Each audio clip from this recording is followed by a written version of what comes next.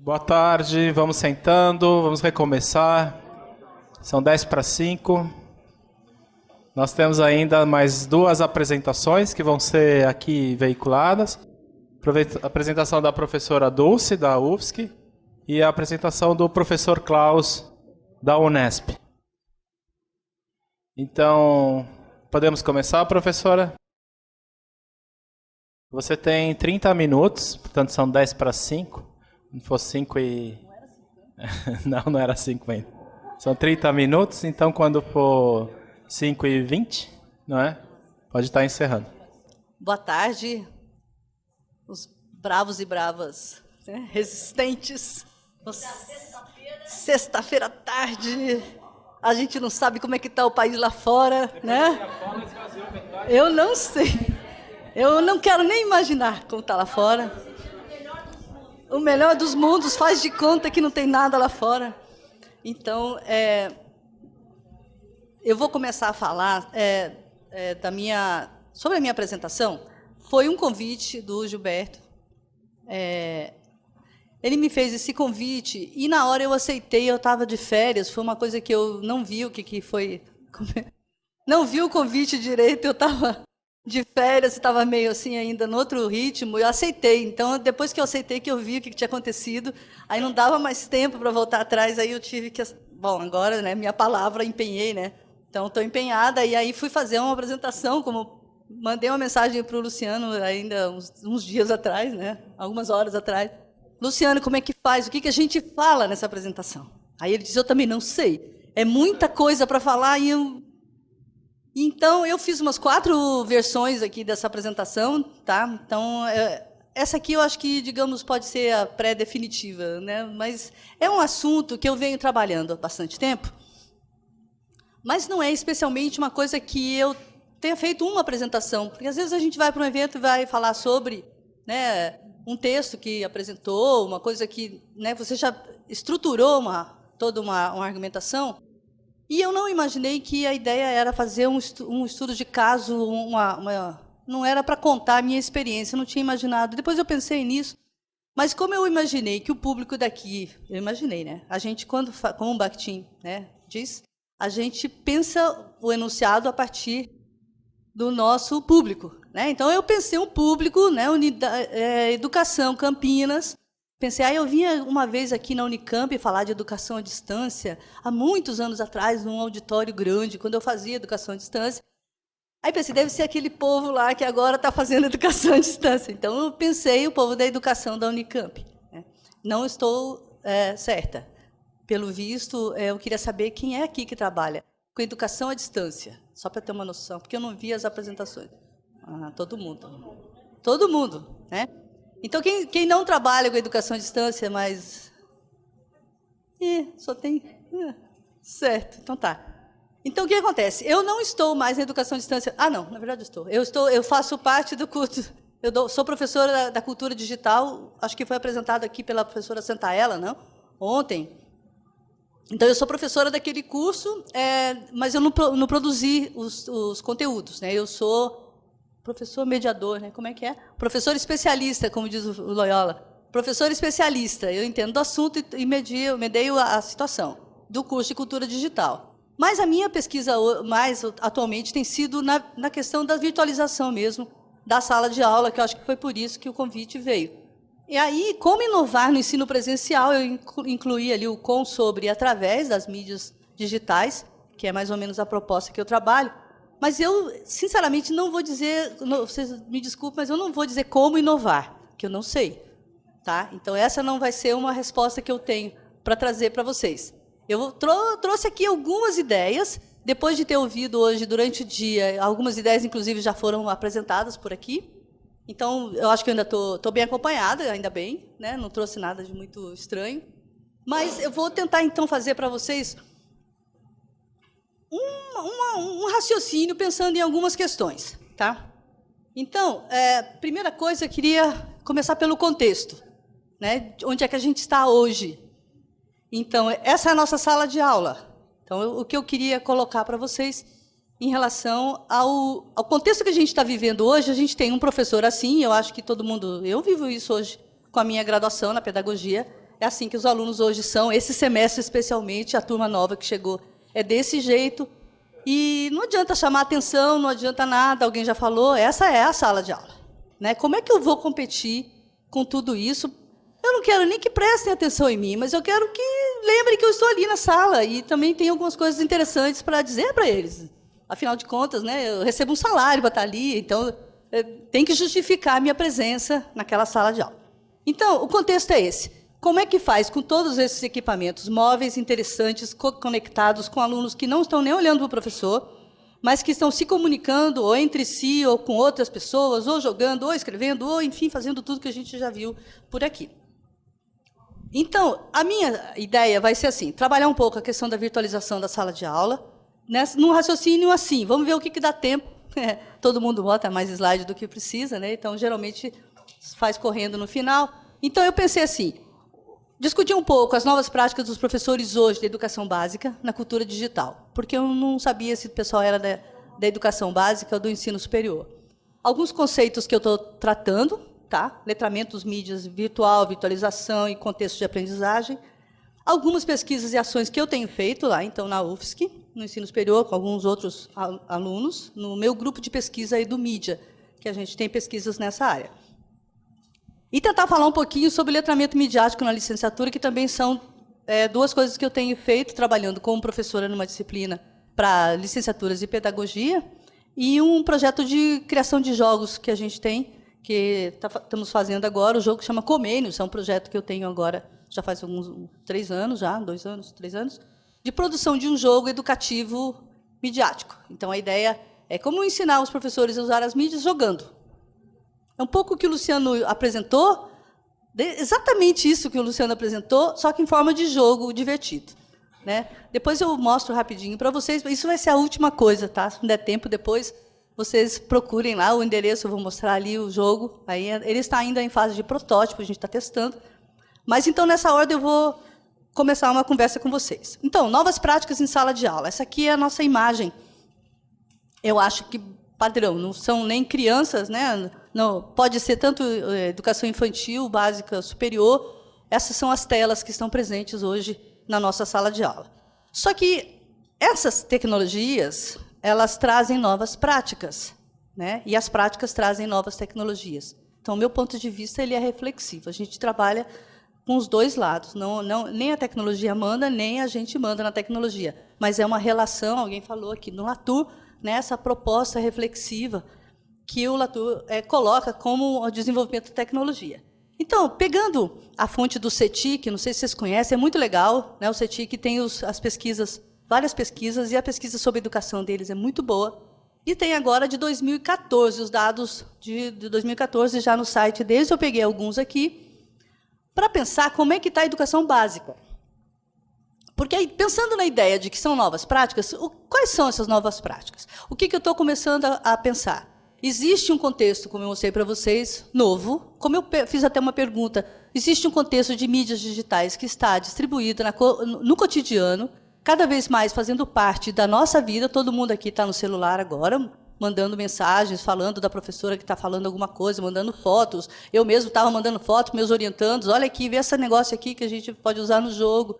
Então, a gente está presente e ausente ao mesmo tempo. A gente está presente fisicamente e ausente à distância e troca. Vários momentos a gente some daqui, esquece que está aqui e fica à distância se comunicando e fazendo 1000 coisas, né? Os meus alunos dizem que eles, sim, professor, estou prestando atenção no que você está falando. Não é porque eu estou aqui escrevendo no celular que eu não estou prestando atenção. Aí eu digo, tá legal. Então ele diz, se eu estiver só olhando para você, eu também vou estar prestando atenção do mesmo jeito. A minha atenção, não é porque estou olhando para você que eu estou prestando atenção no que você está falando. Né? Então a gente tem que considerar esse ponto de vista. Né? E está certo? Então, quanto de atenção? Né? Então, esses dados das escolas hoje, eu peguei só alguns, porque eu acho que são representativos desse movimento, dessa tendência. E é uma tendência que é de 2012, 2013. Se vocês olharem no CETIC, na estatística deles, a gente vê essa mudança, ela é muito clara. Eu não trouxe todos, porque realmente não era o caso. Mas se vocês olharem lá, tem muitos dados interessantes. Então, o que dá para começar a falar? O computador está presente em 99%. Já chegou a 100% e esse ano caiu. em todas as escolas. Essa pesquisa é com escolas públicas e privadas, tá? Mas eu estou usando os dados das escolas públicas, principalmente. O crescimento do portátil, então, os professores, 79% dos professores já têm notebook. O tablet pulou de 11% para 29% nas mãos dos professores, o que mostra um aumento da mobilidade. Deve ter a ver, por exemplo, o projeto UCA, tem uma influência, né, nessas escolas que foram investigadas.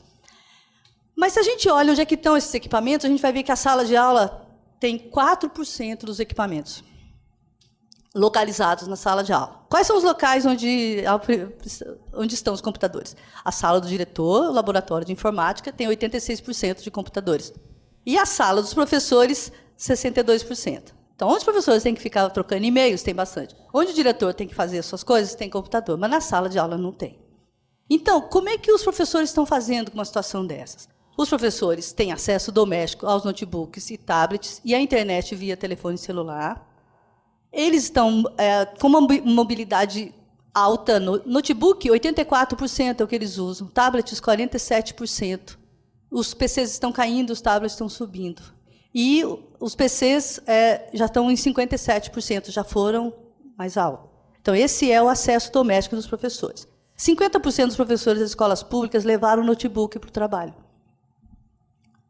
Para quê? 30% para fazer atividades com os alunos, para suprir justamente a sala de aula. Eu tenho mais outros dados aqui, que são, deixa eu ver se eu consigo ler, porque eu fiz uma transparência, chegou em 100, não, mentira, mas tinha muitas transparências, eu pensei, não, eu vou separar e deixar uma parte dos dados para a gente ver. Então, tem, por exemplo, que dá para ver, seria uma questão que a gente poderia discutir. Esses dados eles mostram que os professores estão participando da cultura digital, pensando como o Canclini diz, são outros modos de receber, consumir, criar, produzir mensagens. Isso é cultura digital. Esses professores estão, por exemplo, no tempo do WhatsApp, esse é um WhatsApp, né, que dá para fazer aquilo que já foi dito. Aquela professora mostrou, né, cria um grupo, mandem, vamos estudar por aqui, mandem seus textos, suas mensagens, suas imagens, seus vídeos, né, assim que cultura digital. Então, a questão ficaria assim, esses professores, eles estão na cultura digital? Como é que eles estão usando? Para que eles estão usando esses computadores, e esses tablets, e esses smartphones? Para que eles usam? Para que eles usam nas aulas? Como é que eles aprendem a usar essas mídias, a questão da formação? Como é que eles ensinam com as mídias? Como preparam suas aulas com essas mídias? Como usam as mídias nessas aulas? Como é a virtualização dessas aulas e como é que esses professores estão autorando, né, criando? São perguntas que eu acho que são importantes para a gente fazer hoje, quando a gente diz, vou fazer formação de professores. Vamos pensar que professor é esse, que tem hoje, que não é mais aquele professor resistente, que não queria mais saber de computadores, porque a gente é de uma geração que o erro significava na materialidade, um erro pode significar quebrar, né? Quando eu erro com alguma coisa que é material, ela quebra. Quando eu erro no digital, eu faço de novo. Então, essa mudança de percepção está mudando, na minha hipótese, a maneira como os professores veem as mídias. E se eu estou com essas mídias? Se eu já tenho 80% de professores que já têm seu próprio notebook e anda com ele para cima e para baixo, é muito mais fácil eu pensar, por que eu não uso meu notebook para dar aula? Por que eu não uso meu notebook para dar aula? Se eu levo ele para tudo quanto é lado. Então, a pergunta seria essa, como é que a gente sabe o que esses professores estão fazendo, né? Até interpretar esses dados. Então, para que eles usam? Bom, eles usam, por exemplo, computador, eles usam para buscar conteúdo nas aulas. 97% dos professores usam o computador para buscar conteúdo. 80% para procurar planos de aula, como exemplo. 79% para baixar livros e trabalhos. 72% para usar portais de outros professores, como o portal do professor do MEC. E 70% para atividades administrativas. Então, é bastante complexo e bastante uso. Eles levam o computador para a escola para pesquisar e usar as imagens ou vídeos na sala de aula. Então, eles pesquisam e mostram na sala de aula. Isso é 91% dos professores. Eles exibem conteúdos da internet também na sala de aula, 76%. Para que eles usam nas aulas? Eles usam. Nos laboratórios de informática, as atividades com os alunos caíram para 55% em 2014. Se vocês olharem lá, os laboratórios de informática estão sendo abandonados. Porque todo mundo sabe. Não funciona, não tem manutenção, não tem programa, é Linux. Aí o uso de computador e internet para atividades com os alunos. 71% para ensinar como usar.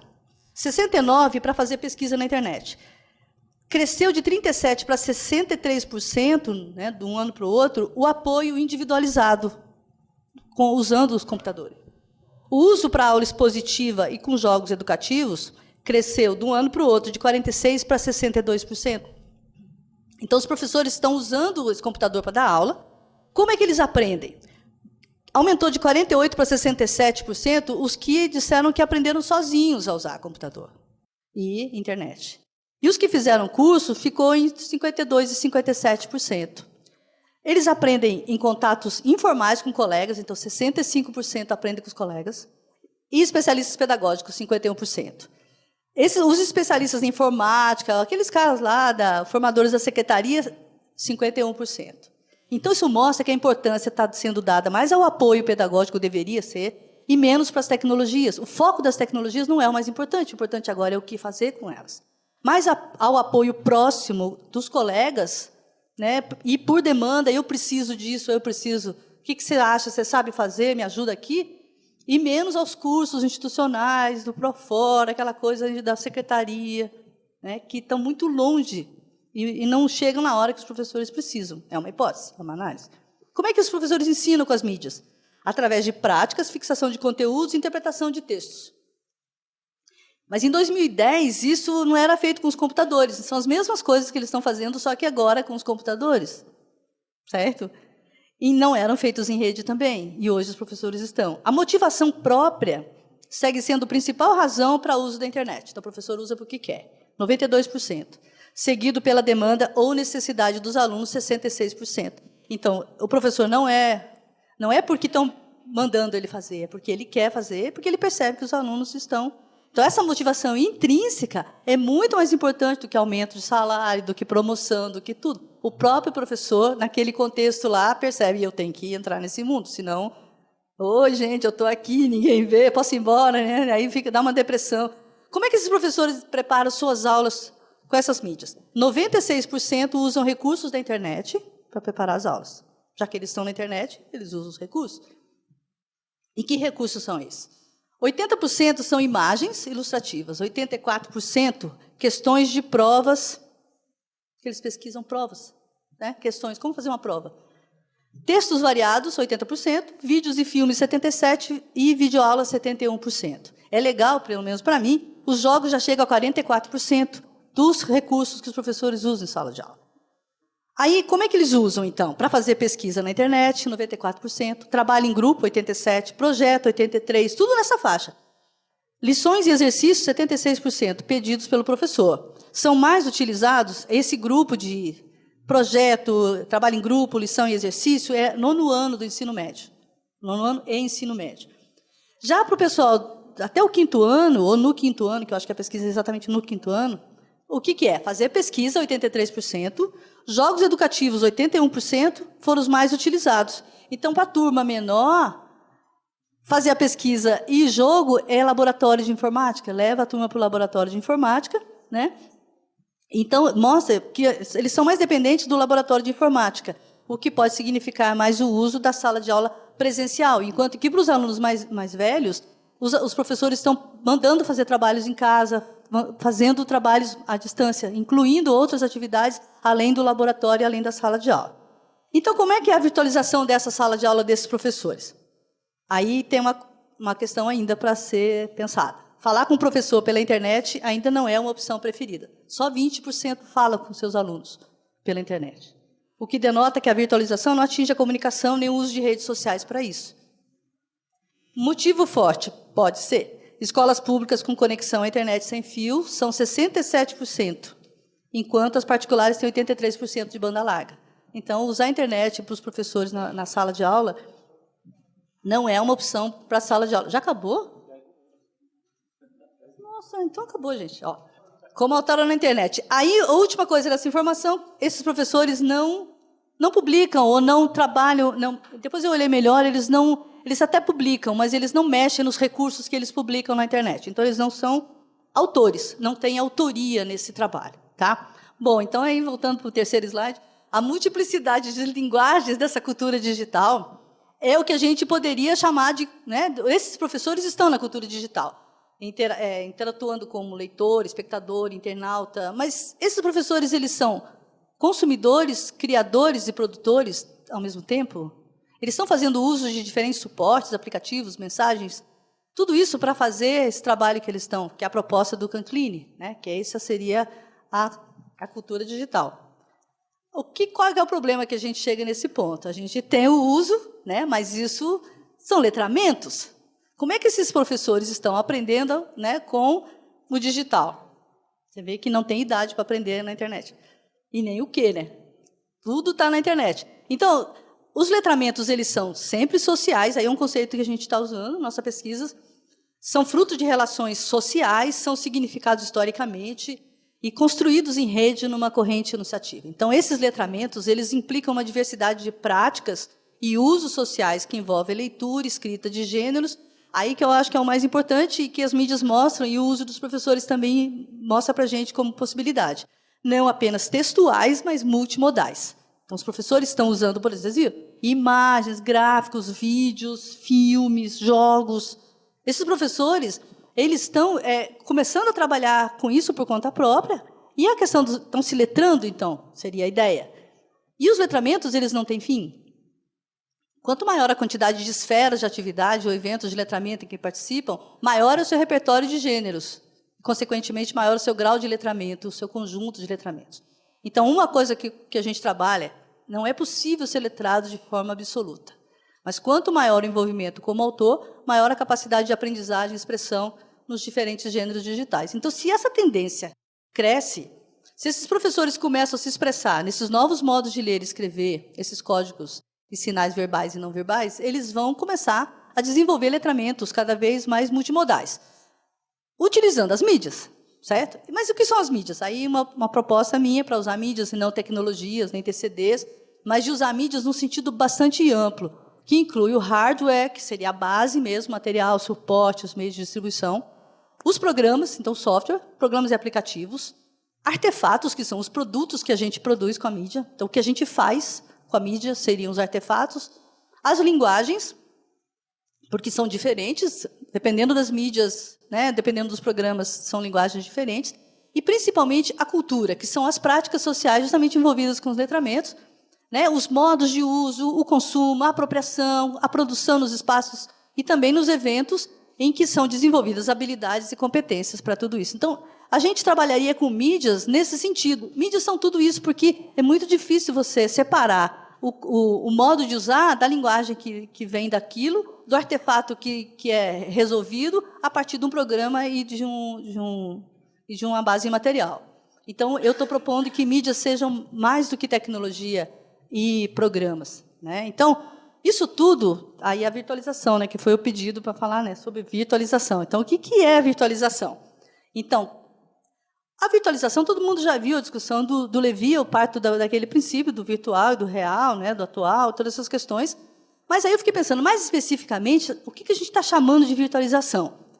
Então, as condições para virtualizar, elas veriam do desterritorialização. Então, uma coisa, quando a gente fala de virtual, a gente está falando, muitas vezes, a maioria das vezes, de desterritorialização, ou seja, não estamos no mesmo lugar e no mesmo momento. Então, a unidade de tempo, ela pode ser a mesma, e a unidade de espaço, não necessariamente. Então, o que eu falei aqui, vocês estão aqui, mas estão falando com outras pessoas, depois a gente se fala sobre outras coisas, depois a gente se conversa, então precisa de conectividade para ter essa virtualização. E os operadores mais desterritorializados, né, são as mídias. Os mais virtualizados e virtualizantes são justamente as mídias, aquelas que eu falei ali atrás, que permitem que a gente consiga fazer isso, né? Essas novas práticas, esses novos letramentos, eles pedem novas maneiras de ensinar. Não dá para fazer do mesmo jeito, porque não vai dar certo. Então, eu trabalho com estágios de apropriação, na minha tese mesmo lá na videoconferência, quando eu trabalhei com formação dos professores, eu trabalhava com as duas primeiras colunas, que seria assim, os professores, né, eles têm um contato ou uma exposição, aí eles têm um interesse e começam a adotar, né, fazem uma avaliação e se adaptam a isso. Isso é em paralelo, é a mesma coisa, né? E teria uma experiência que já começa, quanto mais experiência, mais apropriação, e a adoção já começam a inventar. Tem um novo autor agora, que eu descobri, que ele propõe isso como um modelo de uso de mídia. Então, primeiro você substitui a mídia, depois você aumenta as qualidades dela, que ela não tem, depois você modifica e, no final, você redefine. No final desse processo de apropriação, utilizando, e isso seria um modelo de uso de mídia, fazer em sala de aula, como uma proposta, né? Então, qual que é o problema? Os professores, na parte das vezes, não passam do primeiro, do segundo momento. Primeiro contato, né? Isso na minha tese foi isso, os professores ficavam no primeiro momento de contato e de interesse, mas não dava tempo de chegar na avaliação, e quando a última coisa que era criação, invenção, redefinição, não dava mais tempo. Só que isso pode ser uma proposta para se fazer formação. Então, aí do que eu estou falando, a aula virtualizada? Quando o professor organiza e medeia a aprendizagem na sala e à distância. Né? Então, o que eu estou propondo? Que a educação à distância, como o Luciano propôs aqui, colocou, todo esse design, é necessário uma equipe completa e complexa. Mas o professor, no seu dia a dia, pode fazer isso, né? Se ele quiser virtualizar a sua sala. E o que a gente está vendo é que os professores estão já com todas as possibilidades na mão. Mas o que o professor tem que, para poder virtualizar? Ele tem que entender que aprender transborda a sala de aula. Se não tiver essa ideia de que a dinâmica da aula presencial muda, ele não está virtualizando, né? Não está transformando. O aluno tem que ter uma postura ativa, prática e produtiva. Sem essa postura do aluno, também não é possível fazer. A interação intensa com as mídias. Então, a aula, quanto mais mídias para poder produzir essa situação, melhor. O uso de recursos digitais precisam ser pensados para produção, colaboração, comunicação e compartilhamento. Então, são ações que vão ser trazidas dentro dessa aula virtualizada. Aí está errado aqui, mas traga sua mídia de casa. Como é que os professores podem fazer? Se o laboratório não está sendo usado, se 4% só de equipamento estão na sala, aí como é que o professor faz? Traz a mídia de casa. Então, aí eu vi até, foi falado isso aqui, né? Criatividade. Né? Então, o professor hoje, para mim, é o especialista deveria se entender como especialista em criatividade. Criar atividades.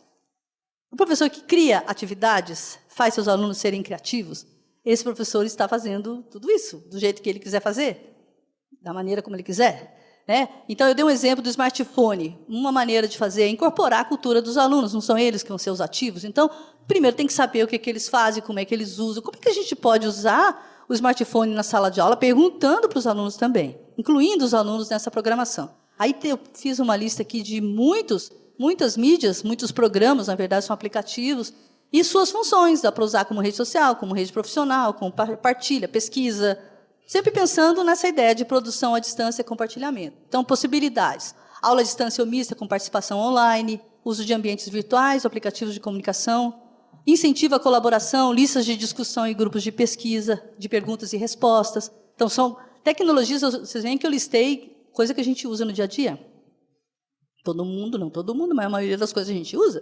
Skype, Hangout, Facebook, Moodle. O Edmodo é um ambiente virtual que pode ser usado. Incentiva a colaboração, o WhatsApp, então, como foi mostrado.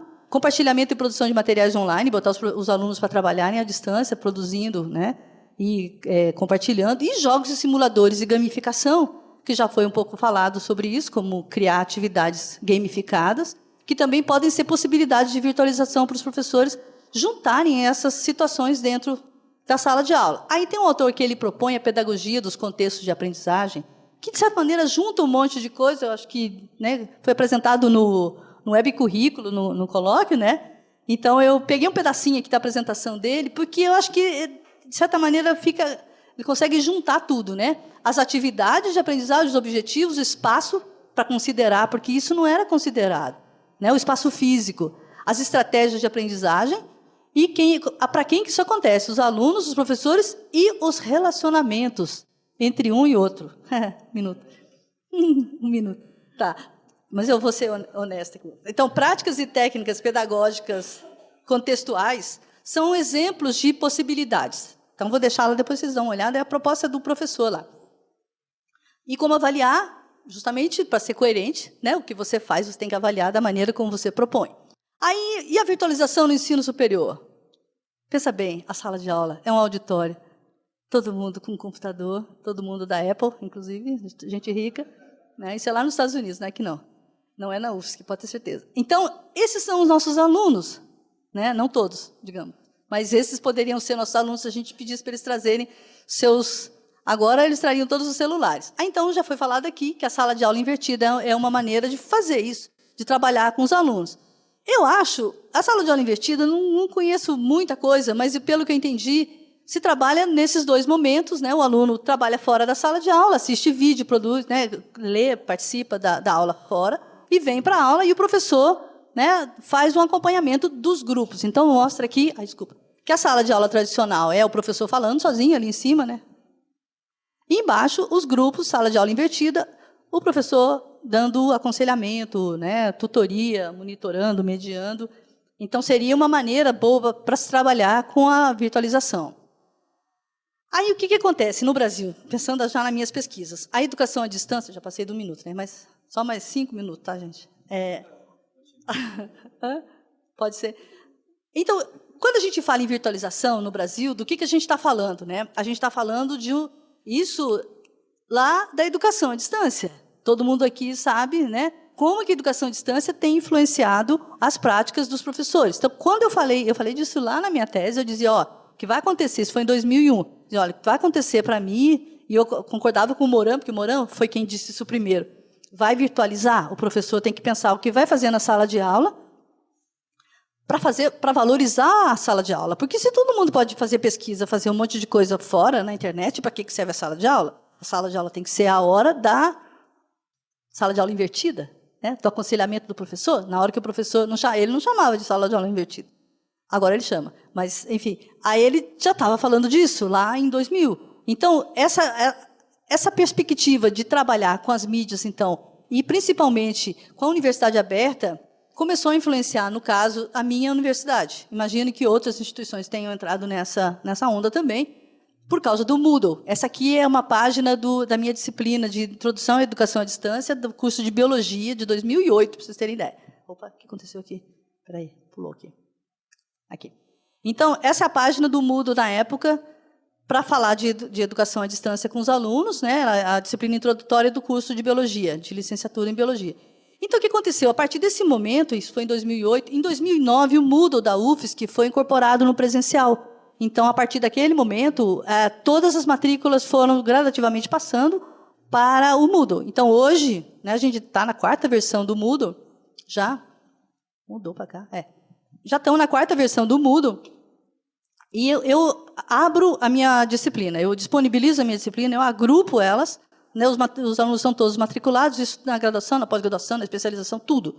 Posso botar as notas lá no Moodle, está tudo... Então, isso acabou impulsionando o semipresencial, né, que é chamado na legislação, tem uma legislação que discute o semipresencial, os 20%, a distância que podem ter. Então, eu chamo de ensino presencial, né, porque assim, não dá para chamar de... Mas, enfim, a legislação chama de semipresencial. Mas essa possibilidade do Moodle ser utilizado, então, com o Moodle no presencial também, acabou levando a que os professores começassem a usar. Então, aqui eu vou falar um pouquinho rápido, de 5 minutos, sobre o que eu tenho feito, né, lá na UFSC. Então, assim, pesquisa sobre o uso do Moodle, análise dos recursos utilizados nas disciplinas presenciais e sobre as formações. Também tenho pesquisado a formação para as mídias e nas disciplinas regulares das licenciaturas. Eu tenho feito um trabalho de formação com os alunos em disciplinas que visam o ensino das mídias. É uma disciplina de Educação para as Mídias e depois Comunicação para a Educação. Comunicação e Educação. E também fizemos agora um levantamento do perfil midiático dos estudantes de licenciatura do Brasil. Passamos aí 3 anos pesquisando, estamos tabulando os dados agora, 600 respostas do Brasil todo, para ver quem é o estudante de licenciatura, como ele usa a mídia, o que é que ele faz. Um pouco isso que eu mostrei agora para vocês, que é a pesquisa do CETIC, mas pensando nos estudantes de licenciatura. Então, a gente tem uma amostra com muitos alunos à distância e os alunos presenciais, que foi uma coisa que a gente conseguiu. E também outra ação que eu falei para vocês, de produção de games para mídia. Então, só falando um pouco como é que é a história do Moodle na UFSC. Como é que os professores da UFSC usam hoje? 84% usam o Moodle na sua prática docente. É bastante gente. Publicação de documentos, 53% semanal, 21% diário. 60% em média nunca usou o fórum de discussão. Esse aqui foi uma amostra que a gente fez, discussão para debate. Foi uma amostra que a gente fez com os professores que fizeram os cursos de formação dentro do PROFOR, do Programa de Formação da UFSC, que eram os professores novos. Então, foram 300 e tantos professores. É uma amostra grande. Depois eu posso passar os dados para vocês. Mas isso é só para a gente ter uma ideia, porque os dados batem, de qualquer maneira, todas as amostras que a gente fez, elas são muito semelhantes. Então, o que a gente tem aqui? Que esses professores, só para voltar aqui, publicam os documentos, o fórum de discussão para eles não é espaço de debate, é um espaço de publicação também. Tá? Então, por isso que eu coloquei aqui 60 em média, nunca usou para debate. O que eles acham da virtualização? 50% se sentiria confortável ministrando uma disciplina híbrida ou semipresencial, que são outras maneiras de chamar, né? Enquanto só 29% concordaria com essa afirmação para a disciplina à distância. A gente estava até conversando na hora do almoço o preconceito que existe com relação à distância. Mas quando você fala em semipresencial, híbrido, aí, blended, os professores ficam mais confortáveis. 80% não tem problema nenhum. Eles estão totalmente confiantes na capacidade de ensinar e também em rever e revisar suas atividades, conteúdos e práticas pedagógicas. Então, eles estão dispostos, né, pelo menos. Mas como é que eles usam no presencial? Aí a gente vê, aqui rapidinho, esse verdinho grande aqui é o arquivo. Depois tem um outro grande verde aqui, que é página. Aí depois tem um outro à direita ali, que é o URL, que são links. E um outro maiorzinho ali, que é tarefa. Para que os professores usam o Moodle, então? Basicamente como repositório, é uma webteca, certo? O URL é direcionamento para ir para um site. Usam como tarefa, para os alunos mandarem as tarefas para eles, certo? E usam como... E o fórum, que é usado um pouquinho, é também para publicar as tarefas dos alunos em forma de fórum. Não é para comunicação. Então, os professores continuam num parâmetro, né, de uma educação transmissional. Trocaram a xeroteca pela webteca do Moodle, certo? Claro, nós temos um monte de experiências interessantes de uso e tudo, mas isso é um número dado quantitativo dos professores. Aí eu trabalho com essa ideia de pedagogia de multiletramento, né, para tentar fazer com que, a partir dessa aprendizagem de mídias digitais, a gente consiga ampliar os letramentos, né? E aí tem um dado que é interessante para a educação. A Mônica Fantin, ela fez uma pesquisa em 2012 das universidades que têm curso de licenciatura em pedagogia. Aí eu estou falando aqui da disciplina sobre mídia e educação. Então, formação inicial para mídias.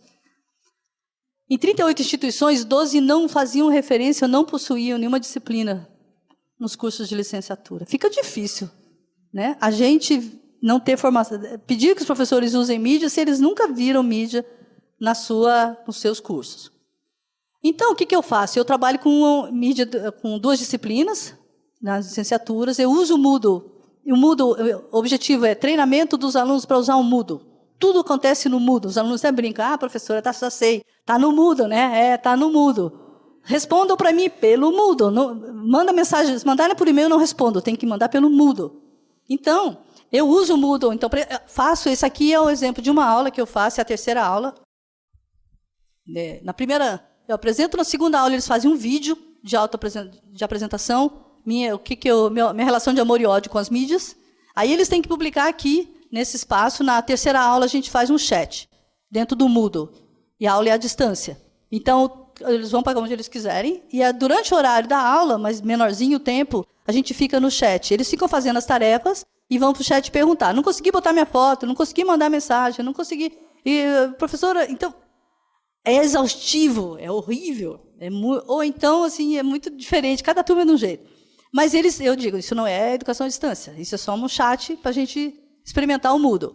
E aí, no resto da disciplina, eu faço análise de vídeo, a gente faz oficinas de jogos, de redes sociais, e eles fazem 2 aulas onde eles apresentam mídias, e em outra eles têm que usar as mídias na prática. Então, uma expositiva e uma aula prática. Eles têm que pensar mídias, como ele fez aqui. Faz um planejamento desse tipo. Quero usar a mídia na sala de aula, e aí eles pensam uma aula de 50 minutos e a gente faz a aula. E fazemos uma análise, as críticas, o que deu certo, o que não deu. Então, é uma aula pensando no erro, não no acerto. Tenho também trabalhado com oficinas de formação docente para uso de games na sala de aula. A gente tem trabalhado, tem oferecido no Profor, em CPEX e vários lugares, mas não vou falar muito sobre isso. Mas a ideia qual que é?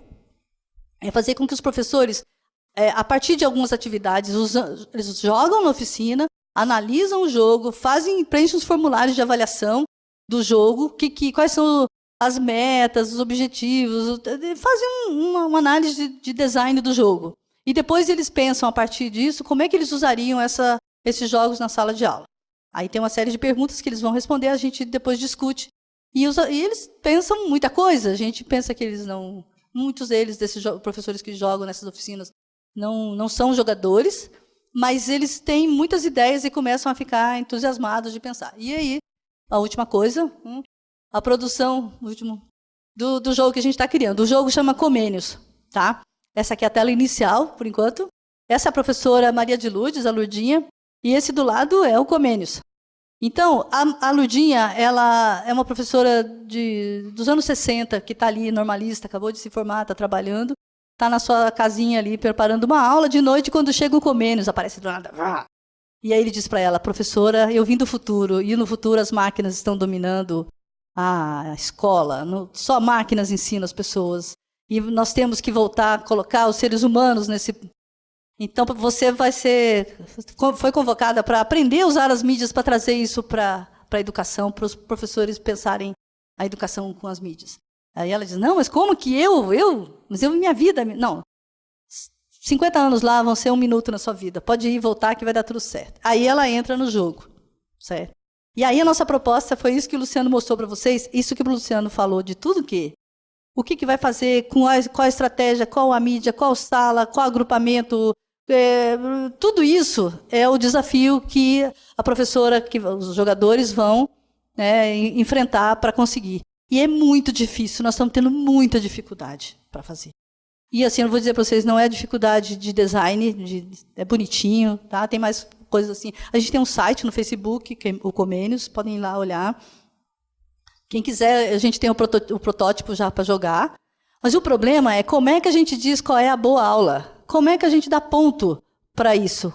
Então, a gente criou missões, o professor vai fazer missões, e a partir dessas propostas, a gente pensou em conteúdos procedimentais, essa ideia, a gente pensou em estilos de aprendizagem, a gente pensou mídias que são mais adequadas para determinadas possibilidades, aquela coerência que você falou, né? São mais coerentes com determinados...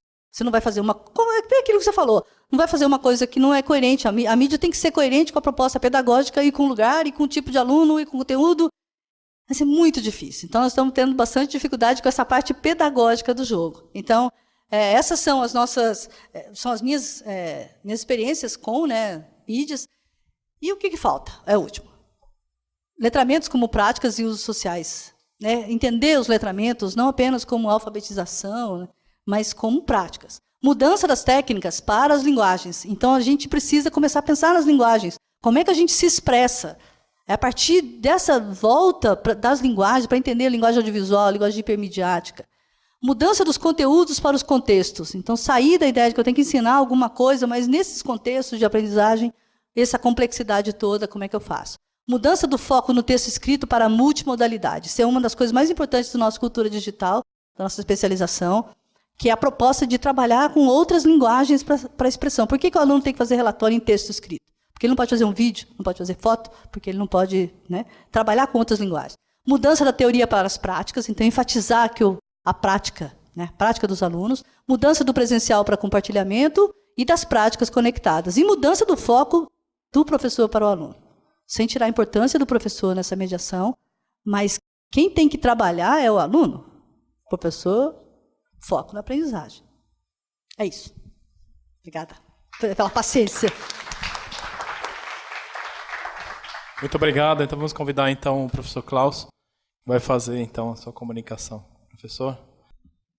Bom, queria agradecer primeiramente o convite que me foi feito pela Faculdade de Educação, em nome do Gilberto, sou Gilberto.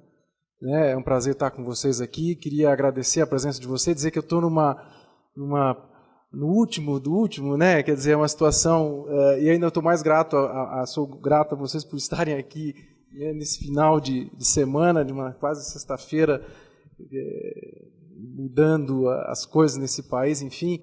Mas, na minha fala, na verdade, quase que eu deveria começar do último slide para o começo, mas eu vou colocar para vocês alguns entendimentos e talvez do que a nossa experiência com o curso de pedagogia que nós desenvolvemos em parceria com a Univesp, o Valdomiro, meu colega parceiro dessa empreitada. Nós estamos numa segunda edição, não juntos nessa ainda, porque agora a gente mudou um pouco a concepção, mas a gente é grato à Univesp por poder compartilhar essa experiência. E o que eu vou falar para vocês é muito mais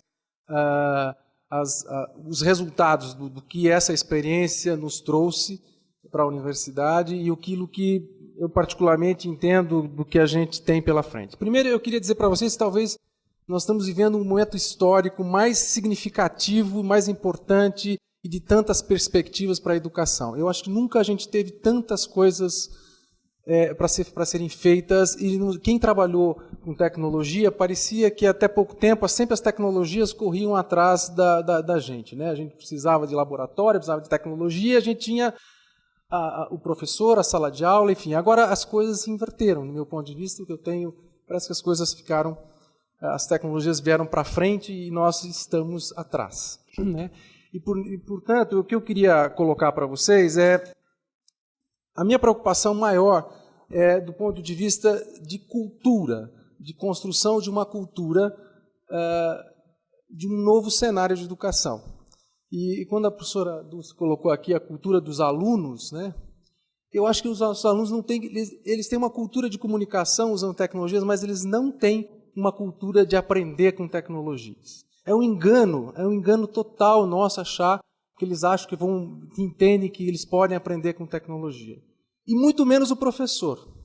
Tá? E aí vocês imaginem o desafio que nós temos pela frente. Quer dizer, então, a coisa mais importante que eu acho do ponto de vista que a gente tem pela frente é que a gente tem um cenário de perspectivas extremamente promissor, do ponto de vista de recurso. Quem trabalhou, Beth, Valente, sabe muito bem disso, né? E outros colegas que eu acabei encontrando aqui.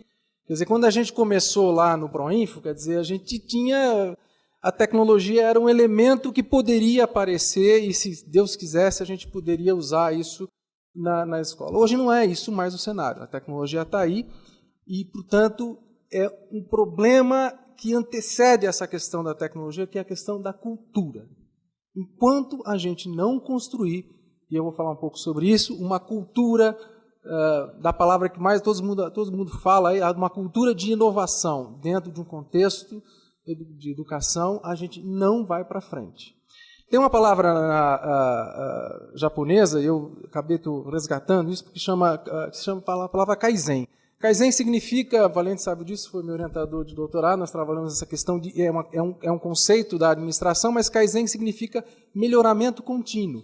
Esse é o grande segredo dos modelos da Toyota de produção, significa melhoramento contínuo. O que significa isso? Significa não fazer a mesma coisa no outro dia do que você já fez no dia anterior. E parece que na educação a gente tende a fazer a mesma coisa. Exatamente por quê? Porque o modelo de aula, que eu não gosto nem de mais usar isso, é o modelo mais cômodo que a gente tem. Porque eu preparo a minha aula, eu sei o que eu vou falar, as perguntas que me serão feitas provavelmente estão voltadas para esse assunto, e, portanto, eu tenho o quê? Eu tenho o controle do processo, né? Enfim, da interação e do ambiente. Então, esse conceito de aula, qual é o conceito de aula que a gente tem hoje? Se a gente está falando de alto poder de comunicação, quer dizer, o conceito de aula, o conceito de espaço físico, ele cai por terra. Agora, aprender anywhere, anytime, né? Isso não está na cabeça nem do professor e muito menos do aluno. Eu vou colocar alguns exemplos para vocês. Bom, é só para contextualizar, eu vou falar do... Opa, aqui. A gente tem, a Unesp é uma universidade pública do Estado de São Paulo, para quem não é do Estado, ainda talvez não conheça. A gente é capilarizado em 24 cidades do Estado de São Paulo, temos 24 unidades. nós desenvolvemos esse curso de pedagogia em parceria com a Universidade Virtual do Estado de São Paulo. Nós conseguimos trabalhar com 1.350 alunos numa primeira edição, estamos numa segunda edição com um pouco menos de alunos, 900 alunos, utilizando ambientes virtuais de aprendizagem, webconferência, TV digital, etc., e material impresso também, agora não mais. Essa é uma estrutura, eu não vou me pautar um pouco, essas transparências vão estar disponíveis para vocês, é um curso que tinha 3.480 horas, ela tem um viés presencial de 40% das atividades serem presenciais e 60% à distância, com 2 encontros por semana, um modelo um pouco diferente do que a gente conhece, cada classe com 50 alunos, 2 professores e 2 tutores por turma. Hoje não é mais assim, hoje a gente só tem um professor e um tutor por cada uma dessas turmas. Bom, os recursos que a gente utilizou, basicamente, é o que a gente conhece, ambiente virtual de aprendizagem, a ideia de integrar esses materiais com as mídias digitais. A gente tem um NEAD que dá suporte para isso, e, evidentemente, a gente tinha, nessa primeira edição, todas as atividades eram subsidiadas por material impresso. Bom, esse é o projeto tecnológico, mas eu só estou dando uma rápida passada aqui para vocês entenderem o cenário e para que a gente poder refletir um pouco sobre o que eu queria tentar discutir ou fazer com que vocês reflitam sobre algumas ideias, né? Evidentemente, tudo isso é uma estrutura tecnológica, também dos polos com sala de aula, em laboratório, biblioteca, etc. Os primeiros resultados os resultados sintéticos de que a gente tem sobre esse projeto é que ele teve uma baixa evasão, inferior a 25%, ou seja, a gente conseguiu em 4 anos formar praticamente 75% dos estudantes que fizeram esse curso. A ideia que a gente tinha era de que houvesse reflexos na prática pedagógica do professor, do ponto de vista de integrar e de uma palavra que eu gosto de usar bastante, que é de impregnar especificamente a tecnologia na prática docente. Quer dizer, não é só integrar, isso tem que estar impregnado na atividade, na prática docente, tá? E, evidentemente, que a gente queria que tivesse uma compreensão desse potencial formativo das tecnologias e, evidentemente, incluir as tecnologias na formação dos professores. A partir dessa experiência, a gente descobriu algumas coisas e alguns desafios que a gente precisaria superar, né? E aí, o que eu falei já de antemão, uma das coisas que a gente entendeu é que a gente precisaria construir uma cultura de inovação desta ação, deste modelo, deste curso, por exemplo. Por quê? Porque muito do que foi realizado do ponto de vista do curso, ele foi baseado no modelo presencial. Tá? E que, na verdade, se traduz, por exemplo, em avaliação de aprendizagem baseado em provas, múltiplas escolhas. Isso é autonomia do professor e era autonomia do professor fazer dessa forma. Tá? O processo educacional praticamente centrado na figura do professor, né? E, infelizmente, uma coisa que ainda, exatamente por ser centrado na figura do professor, uma estrutura hierárquica e não de rede, que a gente imaginava que queríamos que os alunos interagissem e que os alunos construíssem as suas relações de uma forma mais espontânea. Eu vou falar aqui um pouco sobre isso, para vocês entenderem que esse negócio não é muito top-down, né? Essas coisas se constroem da forma como você vai trabalhar e da forma como o professor e os alunos entendem esse novo ambiente de aprendizagem, né? Pois bem, é claro que aí, nessa construção de cultura de inovação na educação, o que a gente precisa entender é que a gente está passando de uma lógica, ou deveria estar passando de uma lógica da informação, da distribuição da informação, como acho que muitos colegas já colocaram aqui, né, para uma lógica de construção, de interação e de comunicação. Quer dizer, e aí eu vou passar rapidamente, eu volto no slide anterior, mas a ideia do que a gente chama de TIC, de TAC, né, o que a gente chama de tecnologia de informação e comunicação, ou tecnologias digitais de informação e comunicação, para que a gente possa utilizar tecnologias que na verdade, que incentivem a autoria e construção. E aí a gente começa a identificar, do ponto de vista do que eu estou chamando de educação informal, né, que tem mais um papel social do que, enfim, de uma educação formal, os fenômenos de MOOCs ou MOOCs, né?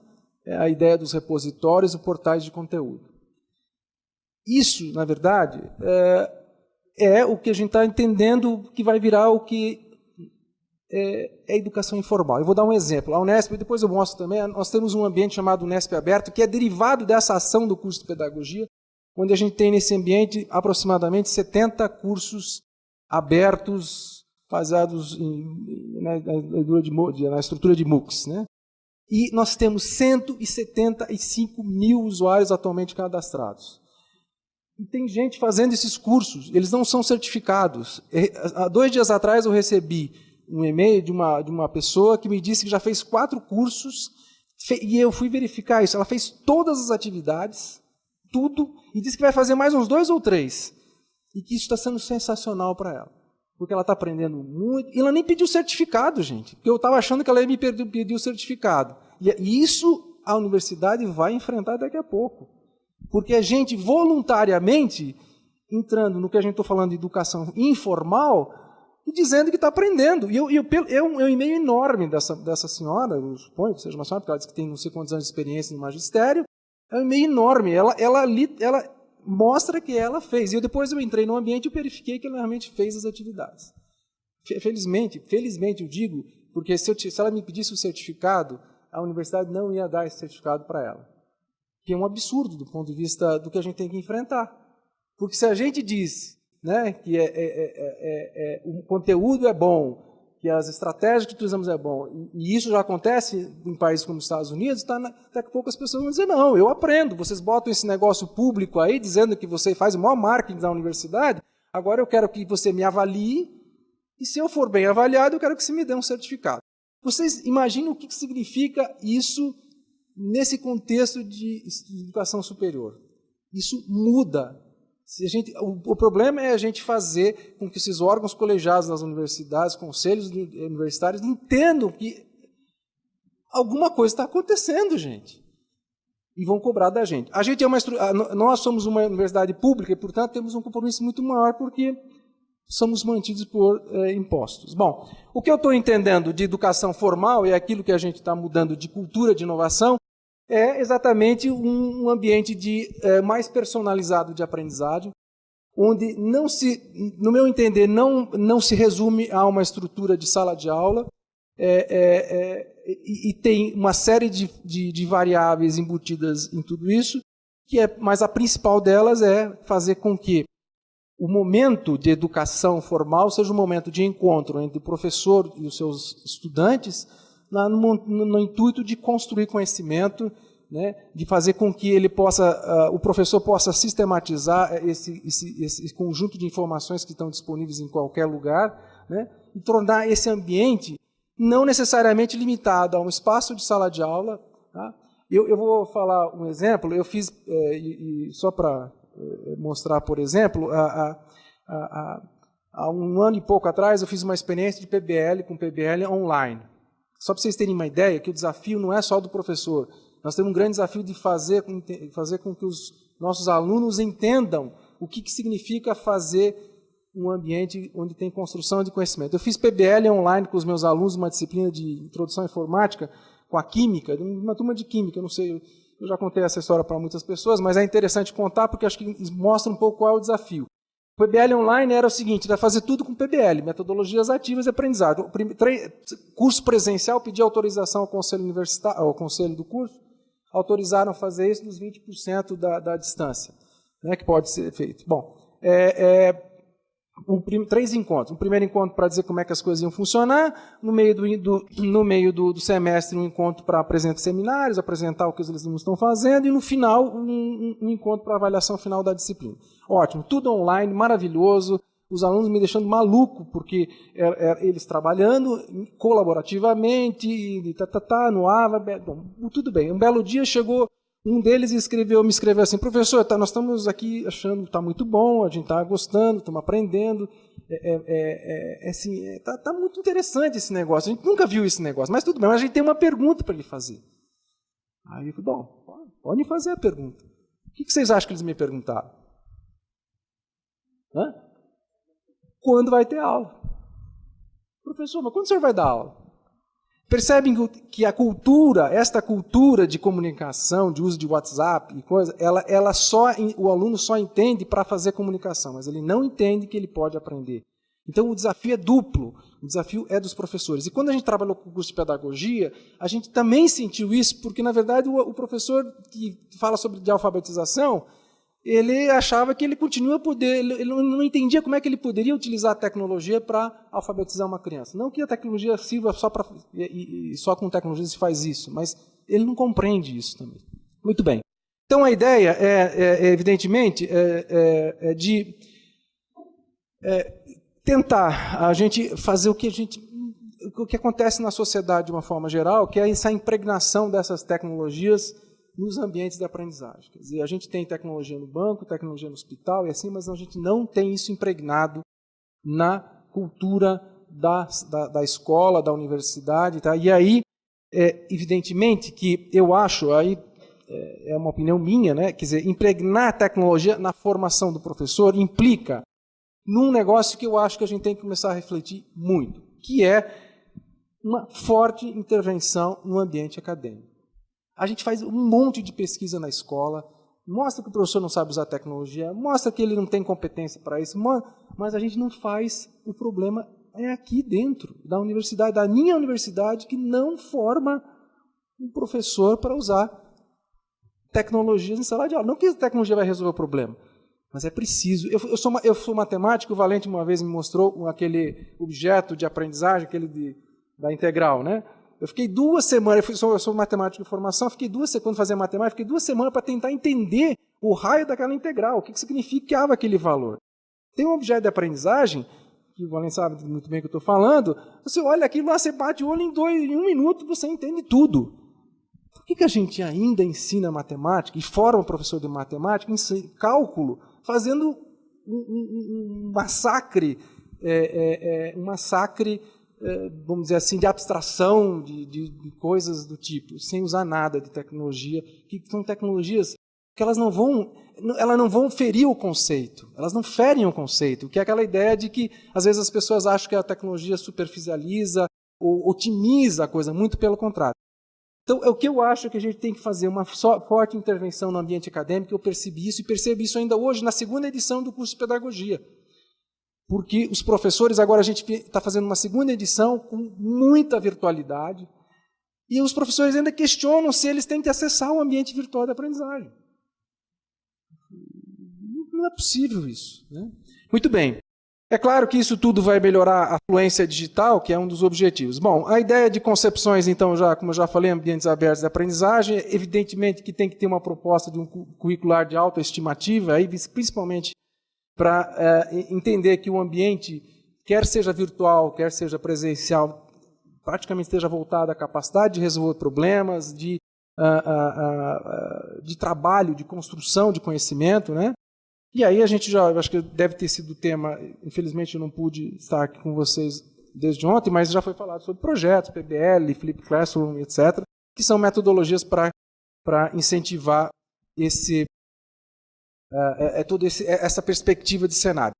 Qual é o grande desafio a ser superado? Eu acho que talvez a resposta vocês já devem ter, mas eu acho que é a formação inicial dos professores, talvez já deve ter sido falado aqui, talvez estou chovendo no molhado, mas eu não acredito absolutamente em nada se a gente não conseguir melhorar a formação inicial do nosso professor.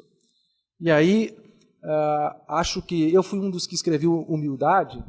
A gente tem que ter humildade suficiente na enquete da professora Gilmeida, para entender que a gente precisa também ser um aprendiz nesse processo todo. É mudar uma cultura de entendimento do estereótipo do professor. Muito mais do que a formação continuada, porque se eu tenho uma boa formação inicial, a formação continuada ela se traduz num processo contínuo de aprendizagem ao longo da vida. Pronto, né? Isso a gente está careca de saber. Outra coisa que eu entendo, e aí às vezes as pessoas não compreendem o que eu falo, mas o processo de institucionalização de todo esse negócio de usar tecnologias, não estou nem falando de EAD, tá? Não estou falando mas do uso de tecnologia na educação, Eu acho que depende, evidentemente, de cada contexto, de cada instituição de ensino superior, né? Eu acho que isso tem que ser, evidentemente, construído internamente, né? E com ações que vão tentar impregnar tecnologias. Eu vou mostrar algumas ações que nós estamos desenvolvendo para fazer isso, mas que precisam fazer essa impregnação dessas tecnologias dentro de um contexto de ensino superior. E uma coisa importante, que o fator financiamento, que aí para quem, no nosso caso, depende também de financiamento, como as universidades públicas, quer a Universidade Aberta do Brasil, quer ações do Estado de São Paulo, enfim, com a relação que a gente mantém com o Estado também, não é e não deve ser determinante para esse processo de institucionalização. Tá? Muitas vezes as pessoas, eu preciso ter muito dinheiro para botar tecnologia, né? É claro que você precisa ter, mas precisa ter algum tipo de incentivo. Mas se você não tem cultura, se você não tem o foco desse processo, você não consegue institucionalizar. Quer dizer, o financiamento é importante, mas não é suficiente para fazer institucionalização. Até porque, de novo, nós não precisamos mais ter laboratório de informática, como a gente tinha que ter lá, eu tinha que rezar para o MEC mandar os laboratórios, para montar os laboratórios na escola, que hoje mais atrapalham do que ajudam, do meu ponto de vista, porque, coitado do professor, tem um laboratório, ele tem que levar os alunos no laboratório, quer dizer, mal, não precisa mais nada disso, quer dizer. E hoje, a tecnologia está aqui, está na mão dos nossos estudantes, né, de uma forma muito mais fácil. Então, o fator financiamento, para o meu entender, não é determinante. Tá? Muito bem, algumas coisas que eu acho, só para sintetizar, algumas coisas, evidentemente, que a definição dos 20% da política de EAD na graduação pode potencializar esse uso das tecnologias de autoria e de construção. Já falei de metodologia ativa de aprendizagem. Acho que as universidades, eu estou citando agora o curso de pedagogia, deveriam fazer uma revisão urgente de ofertas e cursos. A gente está ofertando cursos presenciais, ou praticamente presenciais, com baixo interesse, principalmente na universidade pública. Né? Quando o nosso curso de pedagogia tem primeira edição, o Valdomiro sabe disso, nós tivemos 7 candidatos para nenhum curso de pedagogia da Unesp presencial teve essa relação candidato-vaga. O maior que tem, acho que é 4. O maior. Tem uns que dá 1 para 1. E o IAD dá 7 para 1. Quer dizer, então a universidade precisa rever esse tipo, porque ações como essa, de cursos em IAD, elas, na verdade, fazem com que a gente reflita que expectativa que a gente tem, né? E na verdade, o entendimento da educação à distância é oportunizar a educação para as pessoas que, por alguma razão, não têm acesso a uma universidade. E às vezes as pessoas me perguntam, Cláudio, é melhor presencial ou à distância? Eu falei, bom, se você mora numa cidade que tem uma boa universidade, aquela dos seus sonhos, é melhor que você vá presencialmente. Agora, como é que nós vamos resolver um plano nacional de educação, um país desse tamanho, se a gente não tem como, senão, utilizar os recursos das tecnologias? Então, essa revisão de ofertas, eu já falei isso uma vez no Conselho Universitário, o pessoal queria me bater, porque acham que a gente quer substituir o presencial para a educação à distância. Absolutamente não é isso. Na verdade, a gente precisa melhorar o esforço docente, o esforço da instituição para levar a educação exatamente para os lugares que precisam ser levados. Né? E uma coisa importante, que eu acho que já muitas pessoas falaram, compartilhamento de recursos entre as instituições de ensino superior. Tem muito material, tem muita coisa produzida, a gente tem que parar de fazer coisas, replicar essas coisas, inventar a roda. Tá? Muito bem. Outra coisa, reconhecimento, eu acho que dos MOOCs lá como de uso complementar na educação formal. Acho que modelos híbridos e modelos de mobilidade virtual de mobilidade estudantil virtual poderiam ser implementados com muito mais facilidade no contexto que a gente vê hoje. O combate de evasão, por meio de um currículo mais contextualizado, que tenha mais flexibilidade, inclusive para utilizar as tecnologias. Por exemplo, os tradicionais, isso a gente viu na pedagogia, os tradicionais regimes especiais de recuperação. Não sei se a Unicamp tem isso, na universidade de vocês tem, mas isso é feito muito mal, porque aí um aluno que tem frequência, ele tem o direito de só fazer a avaliação, ninguém recupera ninguém, faz de conta que está fazendo uma recuperação, faz uma prova lá no final do semestre, e se o aluno for bem, passa. Quer dizer, que é isso? Isso não existe. Quer dizer, a gente poderia estar, inclusive, usando essas estratégias, por exemplo, e recursos como MOOCs para fazer esse tipo de trabalho, né? E, evidentemente, o processo de internacionalização, que é talvez uma das palavras de moda, aí, de poder internacionalizar sem precisar fazer, por exemplo, Ciências Sem Fronteiras. Não precisa mais mandar as pessoas para fora desse país para fazer internacionalização. A gente está falando de ambiente virtual, a gente não está conversando, os nossos jovens não falam com os amiguinhos. Minha filha fez intercâmbio, tem amigo na Bélgica, no Canadá, e ela conversa com esses amiguinhos o dia todo, né? Enfim, então o processo de internacionalização não quer só Ciências Sem Fronteiras. Bom, o que a gente está fazendo, só para terminar, e tentando fazer, a Unesp entendeu, num programa de graduação inovadora, que a gente precisava criar comunidade de prática e docência no ensino superior. A gente ofereceu alguns cursos, esses são os 4 cursos que a gente está oferecendo para os professores. A Unesp tem 3.700 professores, tá? Por incrível que pareça, nem 400 se candidataram a esse curso, e metade desistiu, nunca fez nada em cada um desses cursos. Quer dizer, que, na verdade, o que a gente está falando é de construir uma cultura de avaliação. Como é que eu avalio o aprendizado com tecnologias, né? Como é que eu posso fazer práticas pedagógicas inovadoras? Então, o desafio, para vocês terem que entender, é grande, tá? Bom, aí a gente desenvolveu agora alguns recursos, que eu já falei, a gente tem um repositório hoje com mais de 120 mil objetos, quer sejam objetos de aprendizagem, teses, dissertações. Esses endereços todos têm, né, vocês podem pegar depois nos slides. Diversidade de materiais, a gente ia com questão de acessibilidade, de mobilidade, e aí eu falo que desde 2014, eu não podia deixar de falar, mas a questão de acessibilidade digital, a gente, todos os materiais, a partir de 2014, a gente implementou recursos de acessibilidade, como Libras, audiodescrição, legenda, tá? E isso dá uma qualidade enorme para esses materiais, tá? Então, aqui só para vocês terem uma ideia, vídeos com acessibilidade, né? Aqui tem uma coisa interessante, que o conceito de inclusão, que é um problema que nós vamos ter. Existem as matrículas na educação, no ensino médio, para pessoas com deficiência subiu 600% nos últimos anos, e essas pessoas vão chegar à universidade, e eu quero saber o que nós vamos fazer, tá? Porque aí o cara vai ter que saber Libras, né? Vai ter que ter um intérprete, enfim. Gente, eu só vejo uma saída com qualidade de materiais, com acessibilidade desses materiais, como o professor se incorporando desses materiais, e a gente aprendeu a fazer isso, né, com esses cursos que a gente tem oferecido. Então, você implementar esses recursos de acessibilidade vai favorecer esse processo de inclusão. E aqui a questão dos jogos, o que a gente tem feito é exatamente conceber o mesmo conceito de inclusão no desenvolvimento dos jogos. É o mesmo jogo.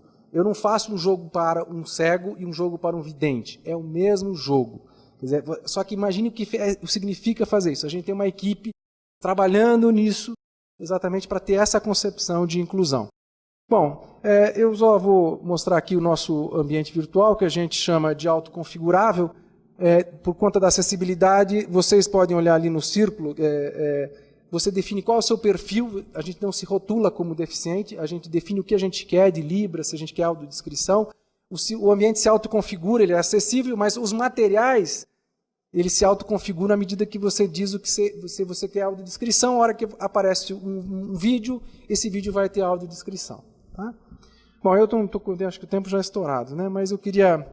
Já falei da Unesp aberta, tem um endereço lá, depois vocês podem olhar. Esse eu gosto de mostrar, esse é o Daniel. Eu gosto de citar e mostrar esse exemplo. Daniel Ribas, ele é um dos nossos... Nós temos 6 alunos cegos hoje fazendo o curso conosco, e ele disse para nós que ele achou que nunca ia viver para viver a oportunidade que ele teve de fazer um curso com total autonomia, sem precisar de ninguém. Quer dizer, isso eu falo para o reitor, eu falei, isso é usar as tecnologias para criar bons ambientes de aprendizagem que na verdade, favorecem o atendimento da diversidade, né, das diferenças. Quer dizer, então, esse é o Daniel Ribas, que utiliza... Ele é famoso nas redes sociais. Outro dia eu fui em Sinop, você lembra? Todo mundo conhece ele, porque ele é nas redes sociais, enfim. Muito bem. Para terminar, então, esse é o meu último slide, o que eu chamo de novos e velhos desafios, né? E aí tem uma coisa interessante que eu queria dizer. Eu acho que essas novas formas, eu tinha até botar entre aspas, mas novas formas de educação, eu acho que vão depender cada vez mais de nós, professores. Quer dizer, é absurdo a gente achar que as tecnologias vão nos substituir, porque se a gente está falando de autoria, de construção, de inovação, de fazer isso diferente todo dia, quer dizer, o que eu faço hoje eu não vou fazer igual amanhã e assim por diante, depende cada vez mais do professor. Se a gente está falando de metodologias ativas, a mesa, que eu faço essa brincadeira, a mesa vem vazia. O professor chega com uma mesa vazia. Os alunos é que vão trazer as coisas para encher a mesa. Quer dizer, e aí depende desse professor, porque ele que vai ser o orquestrador de tudo isso, né? Existem algumas coisas interessantes, por exemplo, os recursos digitais abertos, e tem um processo muito interessante que os AVAs, que é um processo que a gente vai ter que pensar bem, os AVAs, absurdamente, eles estão se tornando, ou pelo menos na sua concepção, às vezes, existe gente já trabalhando nisso, mas eles estão quase sendo fechados que nem a sala de aula, quer dizer, o mundo não se comunica com o WhatsApp, não consegue falar com o Facebook. Olha só a que nível de situação a gente está chegando. Quer dizer, então a gente tem que começar a pensar que o próprio ambiente virtual de aprendizagem ele tem que se abrir como uma sala de aula abre, né? Questão de aprendizagem personalizada, isso vai muito ao encontro exatamente de uma educação inclusiva, metodologias ativas. Outra coisa que é o Learning Analytics, quer dizer, a questão da avaliação da aprendizagem, ela tem que passar por um processo de transformação muito grande. Existe um volume enorme de dados nessas bases de dados dos AVAs, que a gente não precisa mais, a gente consegue com técnicas estatísticas, a gente está trabalhando nisso para tentar entender o que esse aluno pensa, como ele pensa, ele não precisa fazer uma avaliação dessa avaliação tradicional que a gente está acostumado a fazer. E por fim, eu acho que é isso que a gente tem que entender, que todo lugar é lugar para aprender, quer dizer, quer seja um lugar físico ou quer um lugar digital, né? Então, só que isso implica realmente a gente mudar de concepção de ambiente de aprendizagem do que a gente entende por ambiente de aprendizagem. Bom, eu acho que eu fiz algumas anotações, mas eu acho que era isso que eu queria falar para vocês. E, bom, é isso. Queria agradecer mais uma vez a atenção de vocês, a paciência por estar aqui nesse final de tarde. Gilberto, mais uma vez, obrigado. É uma honra e um prazer estar aqui. Obrigado.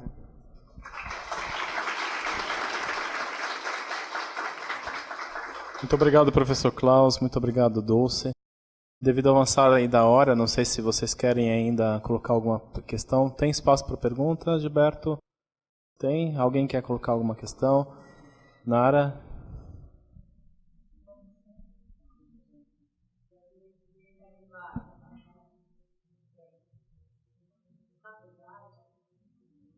Tá, o som... Ah, tá, agora tá, beleza. Eu ouvi a questão da autoria pelos dois apresentadores, né? Eu tenho me preocupado muito com essa questão da autoria, porque eu também vivo uma experiência dentro da universidade, de tentar aproximar os professores do uso das tecnologias, e uma das coisas que eu observei é que assim, a gente tem, no meu entendimento, pouca autoria, né? Se produz, mas tem muita coisa pronta e tal. Eu queria ouvir, do ponto de vista tanto da Dulce quanto do Klaus, esse entendimento de autoria, principalmente em função do conceito que tu trazes, Klaus. Fiquei meio em dúvida em relação de que autoria você fala, porque eu entendo que nos MOOCs também você tem essa possibilidade, nos ambientes você tem de autoria. Então eu queria ouvir um pouquinho sobre a questão da autoria dos dois, muito rapidamente. E uma outra coisa que eu acho importante, e concordo plenamente, é de que a gente tem que realmente olhar os ambientes virtuais com outros olhos, não é? E sair desses ambientes estruturados que a gente tão bem materializou e incorporou, porque, na verdade, a gente atua com isso, né? Aquele Moodle daquela forma. E, mais uma vez, ficou mais claro ainda, e eu acho que esse foi um dos grandes ganhos do evento também, que me fez refletir sobre isso, é de que realmente a gente tem que repensar os ambientes virtuais, né? E talvez, né, ter toda essa abertura. Então, parabenizar ambos, né, pelas apresentações. Gostei muito da abordagem, mas queria saber sobre a autoria e falar dessa questão da abertura. Bom, é claro que quando você fala de autoria, quer dizer, você está falando de tornar o aluno autor, implica que ele tenha que fazer um processo de construção do ponto de vista de utilizar ferramentas. O professor, por exemplo, nós desenvolvemos uma atividade com alguns alunos, por exemplo, com algumas aplicativos, por exemplo, fábrica de aplicativos, por exemplo. Então, todo mundo fala, né, os alunos gostam dessas questões, quer dizer, o problema é que, quando eu falo da mesa vazia, porque eu tenho uma intenção pedagógica, eu tenho uma intenção, mas eu tenho que fazer com que essa atividade, esse processo de interação minha com o professor, com o aluno, com o estudante, permita que ele possa trazer coisas, e possa trazer e construir coisas. A gente está falando aí dos laboratórios e os makers e tal. Então, isso foge do controle do professor, porque ele pode querer construir coisas do tipo que estão dentro do contexto da vida dele. Então, a autoria que a gente está falando é do protagonismo, né? do estudante poder utilizar desses recursos de tecnologia para fazer algo que... E aí cabe, talvez, e aí, sem dúvida, o papel do professor mais importante de poder fazer com que ele sistematize esse conhecimento que ele utiliza para construir algo, para ser autor de algo, evidentemente, para a questão de conteúdo, porque a gente não está brincando. Quer dizer, o pessoal acha que está fazendo projetos, está fazendo PBL, as pessoas estão brincando de alguma coisa. Não é isso, né? Então, você tem que ter essa questão da autoria e da construção, mas com uma responsabilidade do ponto de vista de sistematizar esse conteúdo. Para o professor, por exemplo, a gente desenvolveu uma ferramenta, está numa versão inicial, de que ele pode construir, por exemplo, um e-book. O professor não tem um NEAD, não tem uma mega estrutura de design educacional, de web design, para estar à disposição dele. Não vai ter, gente. Mas na universidade pública não vamos ter isso mesmo. Agora, precisa ter recurso para poder fazer isso. E o que a gente está desenvolvendo é uma ferramenta que ele pode construir um e-book, um material didático, com vídeo, e com recursos de acessibilidade. Então, quando ele coloca uma imagem, ele tem um editor por baixo da imagem que faz com que ele possa digitar a descrição da imagem. Quer dizer, então, o sistema gera isso automaticamente. Então, essa questão de autoria, ela é uma relação tanto do professor quanto do aluno, mas a gente precisa criar mecanismos para ele fazer isso, né? Agora, a gente não consegue fazer isso no modelo de aula. Quer dizer, qual é o conceito de aula que a gente tem hoje? Se a gente imaginar o conceito de aula, que é da origem etimológica corte, quer dizer, não faz nada, né? Não tem autoria, não tem construção, não tem nada. É alguém falando e outro ouvindo, né? Então, é isso. Tá? Não sei se eu respondi.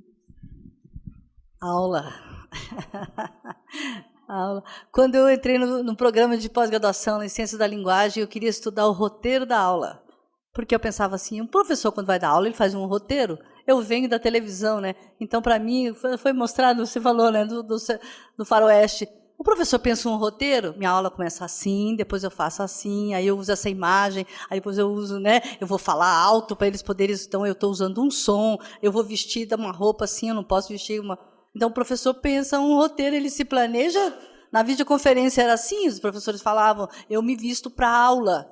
Lembra, Eleusa? O pessoal se vestia, botava roupa que ficava bonita, botava um verde, que era mais legal do que, né? Eu falava isso, vocês se posicionem para a televisão, vocês vão falar na televisão, vocês têm que pensar que têm que pensar nisso.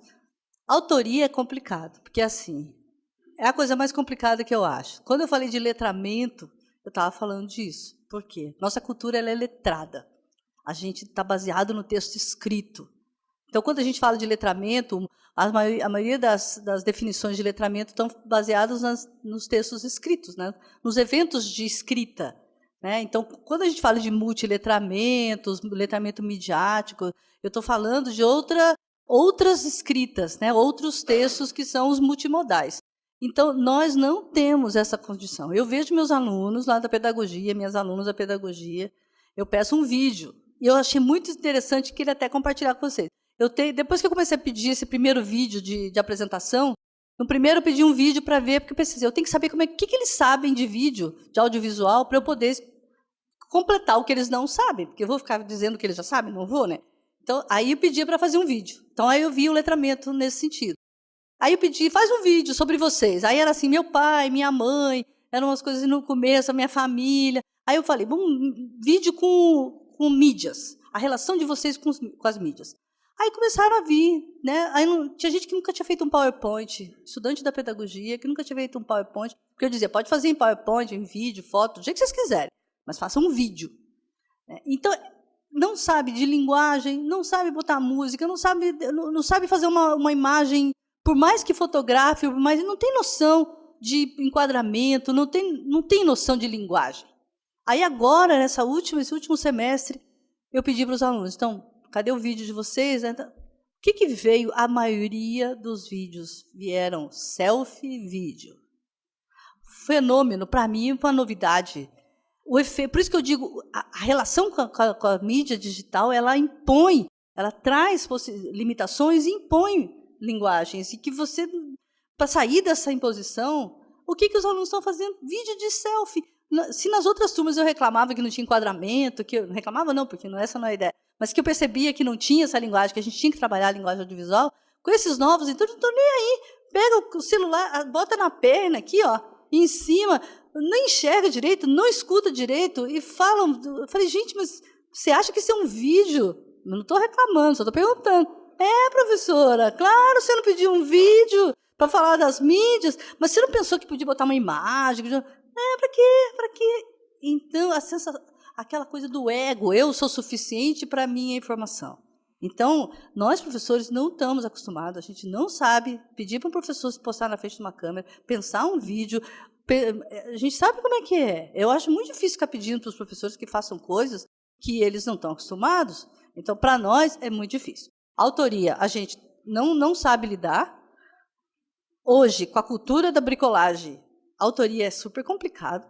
Até onde vai a autoria, onde vai a cópia, onde vai a cópia, onde vai a autoria, onde vai quem é que autora. Então, eu fico muito preocupado com os professores, né, que não sabem. Então, dá muito trabalho, fazer um PowerPoint dá um trabalho gigantesco. A gente não tem tempo para isso. Esse é um problema. A gente trabalha tanto que é muito difícil preparar. Às vezes você tem até uma ideia, mas como é que você faz? Então, a autoria é complicado. O professor não sabe fazer e não sabe pedir para fazer. Então, não sabe explicar como fazer. É muito complicado. A gente tem que usar todos os recursos disponíveis. Então, aquilo que eu estava dizendo, nessa lida no cotidiano, vai aprendendo. Agora, o que vai ser feito, eu não sou capaz de dizer, faça um vídeo dessa maneira, vai ser vídeo selfie. Será? Não, talvez não. Mas fazendo, criticando, olhando, assistindo, os professores testando. Então, eu acho que é um desafio para a gente pedir que os professores autorem. E autorar é colocar a sua... A gente nunca vai estar fazendo nada de realmente original, a gente vai estar sempre debatendo com alguém. É um enunciado depois do outro. Eu rebato, eu respondo. Mas a gente precisa aprender a responder com outras maneiras. A gente já está respondendo. Quer ver como é que está aqui tiro uma foto, mando para meus alunos. Olha lá como é que está. Eu estou autorando, estou fazendo uma notícia, estou fazendo um programa de televisão no meu WhatsApp quando eu mando imagens, ou no Instagram, quando eu mando imagens para meus alunos ou para alguém sobre algum evento que eu estou participando. Eu estou fazendo um programa de televisão. Né? Então, se eu estou autorando, a gente só tem que tirar essa coisa profissional, né? E tem que entender que é possível qualquer linguagem e que a gente não pode exigir mais, não dá para exigir padrão global da imagem de uma pessoa hoje, porque essa geração não está preocupada se está bonito, se está lindo, se está bem iluminado. Não é uma preocupação, porque não precisa ser. Pode ser, a gente pode até dizer, mas eu quero um padrão. Vamos ver o padrão? Vamos tentar fazer um padrão diferente? Mas hoje, isso não é uma preocupação, a preocupação é a comunicação. Então, se os nossos alunos, os nossos professores conseguem se comunicar, produzir com o que tem, isso é original, não é? Ixi, o que é original? O que é novo? Hoje, o que é novo? Quem é autor disso? Copia tudo. A gente pega na internet todas as imagens num PowerPoint. Eu sou autora dessa apresentação que eu fiz aqui. Eu ficava até assim, meu Deus, como é que eu vou referenciar? Não vai dar para referenciar tudo isso. Estou copiando de todo mundo na internet, botando um monte de imagem. Meu Deus, se eu fosse nos Estados Unidos, eu tinha que pagar uma multa gigantesca só de estar referindo ao cara lá. Hoje, assim, é a cultura do bricolagem, a cultura digital. Então, se a gente consegue ter essa paciência de fazer as coisas e conseguir ficar livre, a gente e enxerga que os alunos fazem isso, E vamos propor, que nem a professora mostrou, vamos fazer um jogo, as crianças da cidadezinha. Gente, é isso que a gente tem que fazer, eu acho, é deixar que as pessoas coloquem as suas possibilidades de autoria e a gente entender que a autoria é essa. Se a gente abre espaço e deixa eles produzirem, eles vêm. Agora é complicado. Desculpa aí, eu falo demais. Eu queria só fazer um... Professora, vamos lá. Não, eu falo depois, pode ser.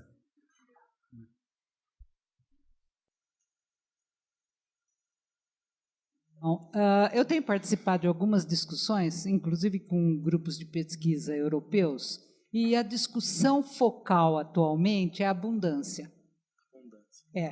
Abundância de informações, abundância de tecnologias, abundância de materiais didáticos. Agora, o que fazer com tudo isso? Está na mão de quem esta mudança? Nós podemos jogar isso de novo na mão do professor e o que não der certo é ele, o culpado? Então, acho que essas questões nós temos que pensar, porque, apesar da abundância, de certa forma, acho que as nossas universidades também, hoje, comparado com 10 anos atrás, estão vivendo desta maneira. Mas, apesar disso, o ensino superior pouco mudou. Muito pouco diante da nossa abundância. Agora, se tem que mudar, então, e se o professor, não podemos esperar que ele faça tudo sozinho, por onde começar? A institucionalização pode ser um caminho, mas daí muitos estudos mostrando que o institucionalizado é negado, Então, também, por onde começar? E a outra questão é, como é que nós podemos propiciar a autoria do aluno sem passar pela autoria do professor? Ou seja, se o aluno é sujeito da educação, o professor também o é. Ou ele vai ficar mesmo empurrando para o aluno aquilo que é empurrado para ele pelo sistema ou pelas propostas pedagógicas dos cursos. Como é que fazemos, então? O que propomos? Obrigada. Gostaria de responder, Klaus, Dulce?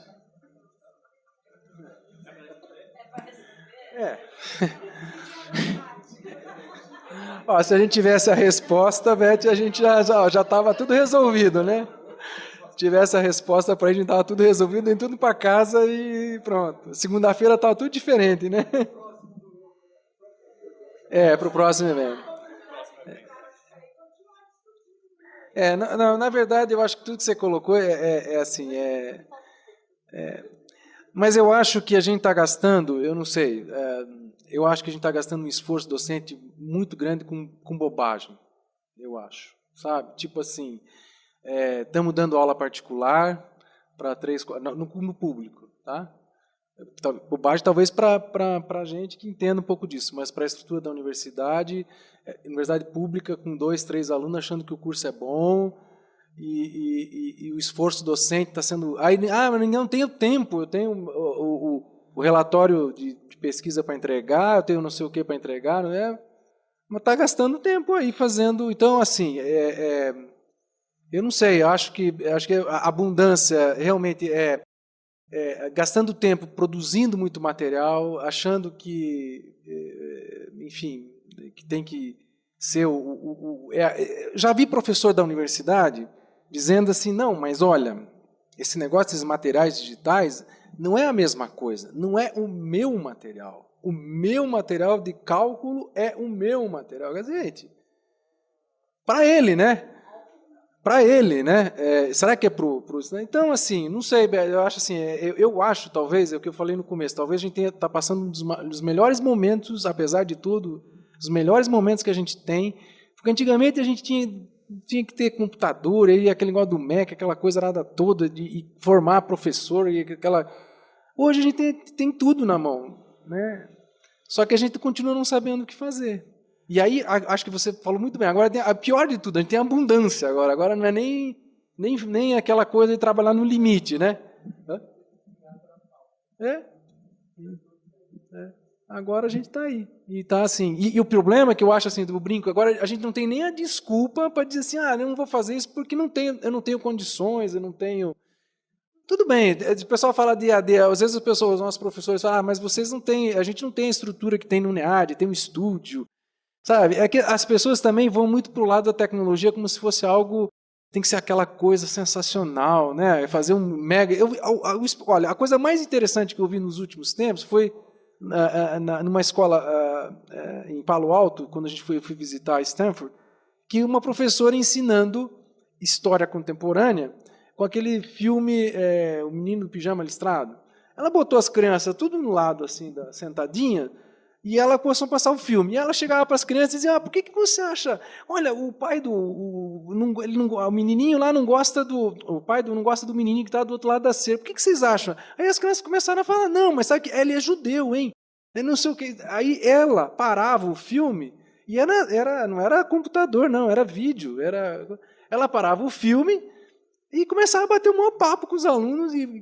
Eu nunca vi um negócio desse. Quer dizer, é ridículo do ponto de vista... não é? E precisa fazer milagre? Agora sim, e aí o que eles fazem? Eles filmam, Stanford, o programa de formação de professores lá, eles filmam essas atividades, levam para a universidade para discutir com um grupo que não é o grupo da Faculdade de Educação. Aliás, a Faculdade de Educação é de um prédio que fica ao lado do Centro de Formação de Professores, mas nem todo professor da Faculdade de Educação trabalha no Centro de Formação de Professores, porque esse monte de professor filma essas aulas e vai discutir com os professores lá da Faculdade de Educação e da Pedagogia, das licenciaturas, os problemas que ele tem em sala de aula. Olha que coisa mais simples e mais fantástica. Agora, se a gente for filmar uma sala de aula, o sindicato vai processar a gente, porque a gente está querendo invadir a privacidade. Eu vi uma coisa fantástica.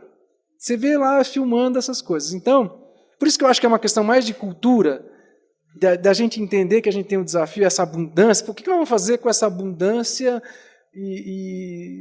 enfim, botar a mão na massa? Eu acho assim, eu particularmente acho que a gente tem um dos maiores desafios pela frente do ponto de vista de perspectiva. Eu nunca vi, pelo menos, tanta chance para fazer coisa. Só que a gente está vivendo numa cultura conservadora, numa academia conservadora, enfim. Só uma coisa, só para finalizar, eu acho, a minha fala, que eu me lembrei da Cabala, né? A Cabala diz, a abundância ela vem acompanhada da falta. Então, se sobra de um lado, falta do outro. Não tem abundância sem falta. Os dois lados, eles se completam. Então, é isso. Eu acho que a gente tem muitas coisas, a gente tem abundância, e o complemento disso. A gente tem um monte de coisa para fazer, um monte de desafios, falta tempo, e falta conhecimento, e falta experiência anterior. Eu acho que nós estamos criando uma nova cultura agora, a partir das nossas interações com essas mídias. É o que a gente vai construir, é que vai ser daqui para frente o que a gente vai poder dizer, olha, sabe como é que é dar aula? Porque como é que é dar aula para a gente? A geração do presencial. Dar aula para a gente é aula. Alguém precisa explicar o que é uma aula? Um professor na frente da sala explicando isso é aula? Mas não é mais. Então, assim, como é que a gente vai dar aula? Como é que a gente vai inventar? Com a abundância de coisas possíveis, com a falta de tempo que a gente tem e a falta de informação.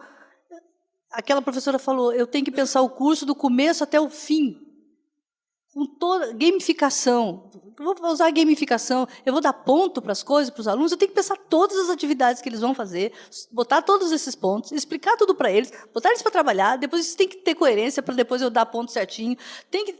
É muito difícil dar aula, gente. Me desculpem, eu não sou da educação, é muito difícil dar aula. É muito difícil. E, assim, eu não acho ruim que as pessoas tentem fazer a coisa mais fácil, o mais rápido, o mais simples, porque é muito complicado.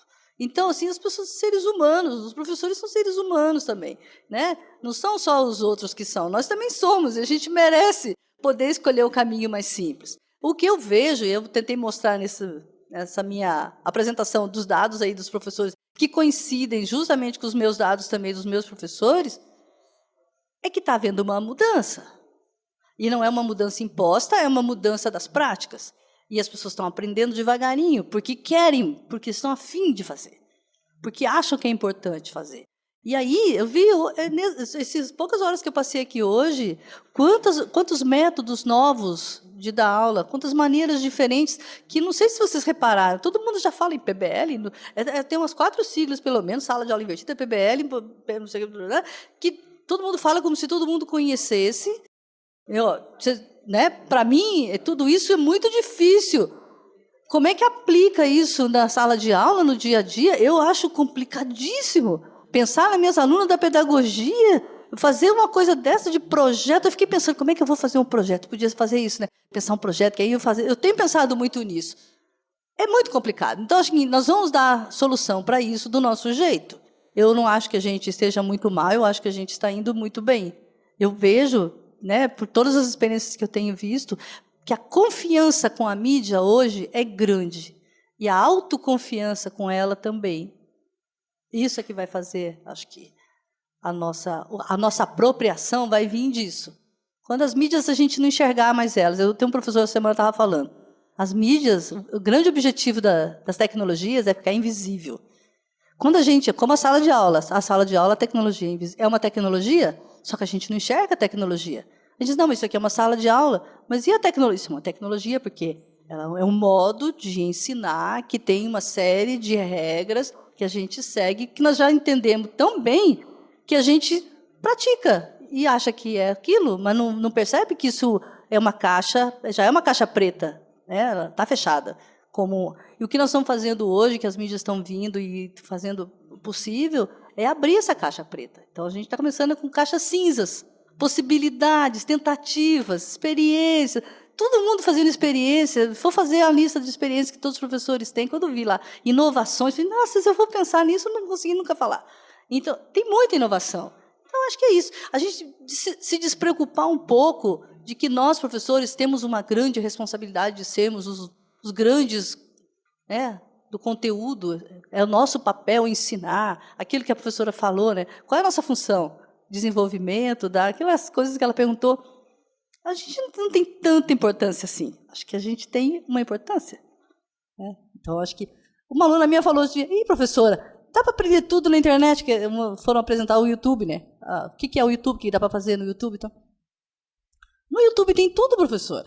Qualquer coisa. Eu ainda faço assim, eu pergunto, como fazer muito fácil no YouTube? Aí aparece um monte de vídeo, mas muito fácil. Quero fazer um cookie, tá lá. Quero fazer tudo está no YouTube. Está cheio de professor no YouTube, ensinando muito melhor do que a gente é capaz de fazer.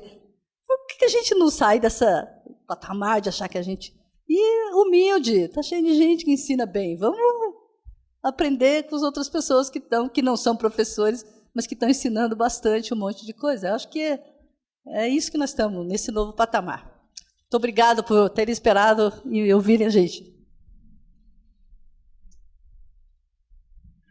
Devido ao avançar da hora, eu queria só fazer um encerramento. Posso, Gilberto?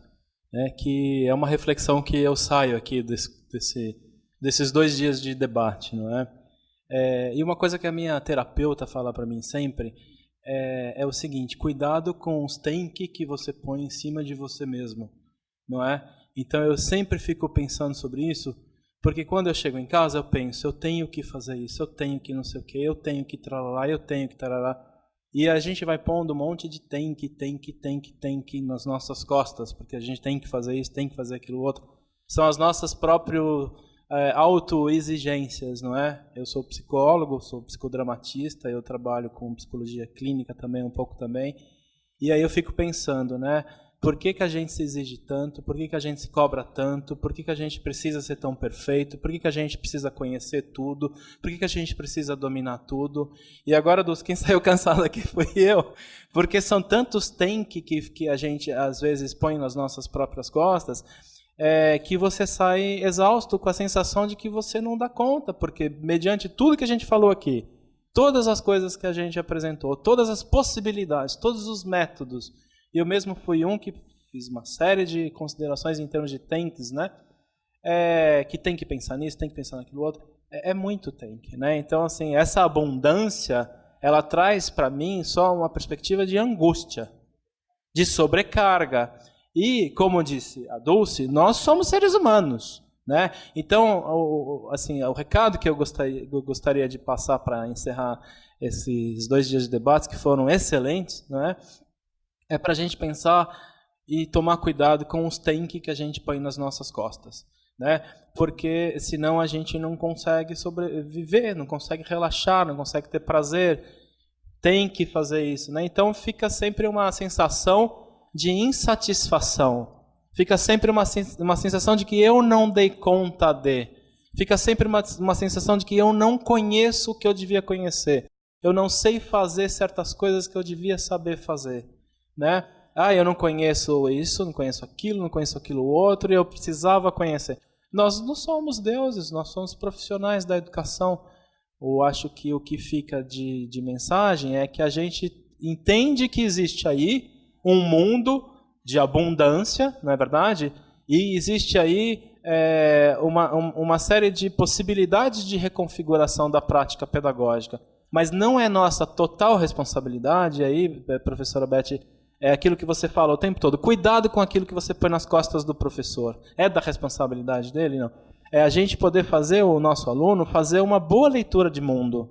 E aí ele, então, vai trazer e contribuir para nós, na nossa prática pedagógica, com essas questões todas.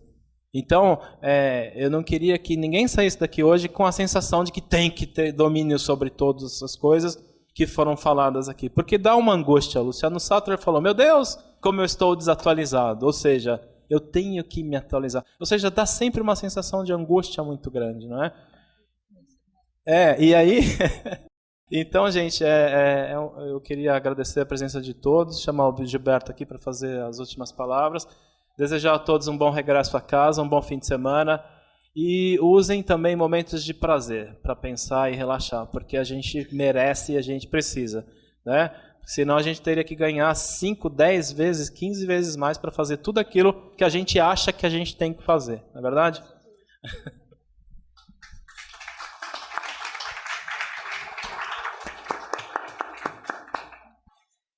Bom, pessoal, eu gostaria de agradecer a todos apresentadores, professores apresentadores que ainda estão aqui, numa sexta-feira, neste horário, poderiam estar em casa descansando, né? Alguns enfrentarão um trânsito aí para São Paulo, por exemplo, uma professora Elizabeth, uma sexta-feira, né? Previsto alguns tumultos, alguns congestionamentos. Outros viajarão ainda meio de transporte aéreo, chegando às suas residências por volta das 22 horas. Meia-noite, olha só, quase no dia do aniversário do marido, né? E ainda estão se dispondo a estar aqui com a gente, tá? Agradeço também aos professores que já se foram, já viajaram, tá? Que foram, na minha opinião, excelentes apresentações. Eu sou suspeito de falar isso, mas eu diria que eu recebi dos próprios apresentadores estes comentários. Eu creio que eles não combinaram sobre isso, porque nem todos eles se conheciam, entendeu? Então, acho que ninguém combinou nada sobre esse aspecto, né? Agradecer também os que estão aqui presentes. Eu sei que tem gente de Mato Grosso do Sul, de Dourados, tem gente do Ceará, tá? E de diversas outras regiões do país. Agradecer à Universidade Federal de Santa Catarina, com quem nós temos uma grande parceria em EAD, e também sobre o uso da tecnologia, né, para essa modalidade de educação. Ontem nós tivemos com aproximadamente 60 surdos assistindo às aulas em Santa Catarina, né? Se reuniram numa sala de aula. Agradecer também às outras universidades, institutos que estão assistindo esse evento, inclusive em Portugal, duas universidades, a Universidade Aberta de Portugal. Agradecer àqueles que estão assistindo por meio da internet e pedir desculpas a alguns que quiseram, ou aliás, que queriam comparecer, mas nós tivemos realmente um limite de capacidade do ambiente, tá? Bom, na minha opinião, eu acho que foram excelentes apresentações. Eu acho que muita gente teve essa opinião também, que eu recebi comentários de pessoas aqui presentes. Recebemos comentários por meio dos contatos que tivemos por e-mail, elogios, muitos, tá? Nós vamos acabar de ler isso no início da semana que vem. E dentro de um mês, mais ou menos, um mês e meio, nós vamos tentar concluir a edição desses vídeos, quando eles serão disponibilizados no site da Educação à Distância, da Faculdade de Educação.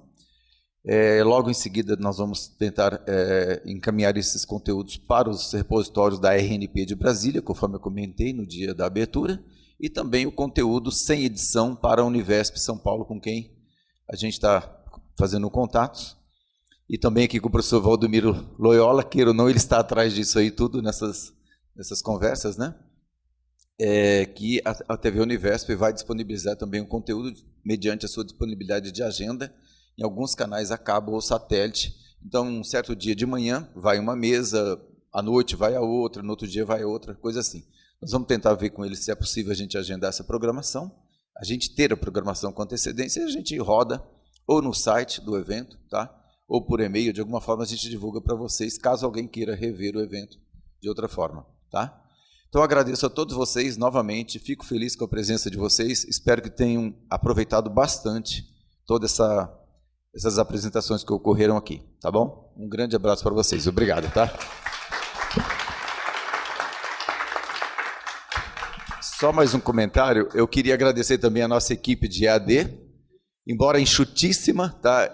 Eu diria houve erro zero em todas as estratégias logísticas de implementações dos recursos tecnológicos para que tudo tivesse o maior sucesso possível, tá bom?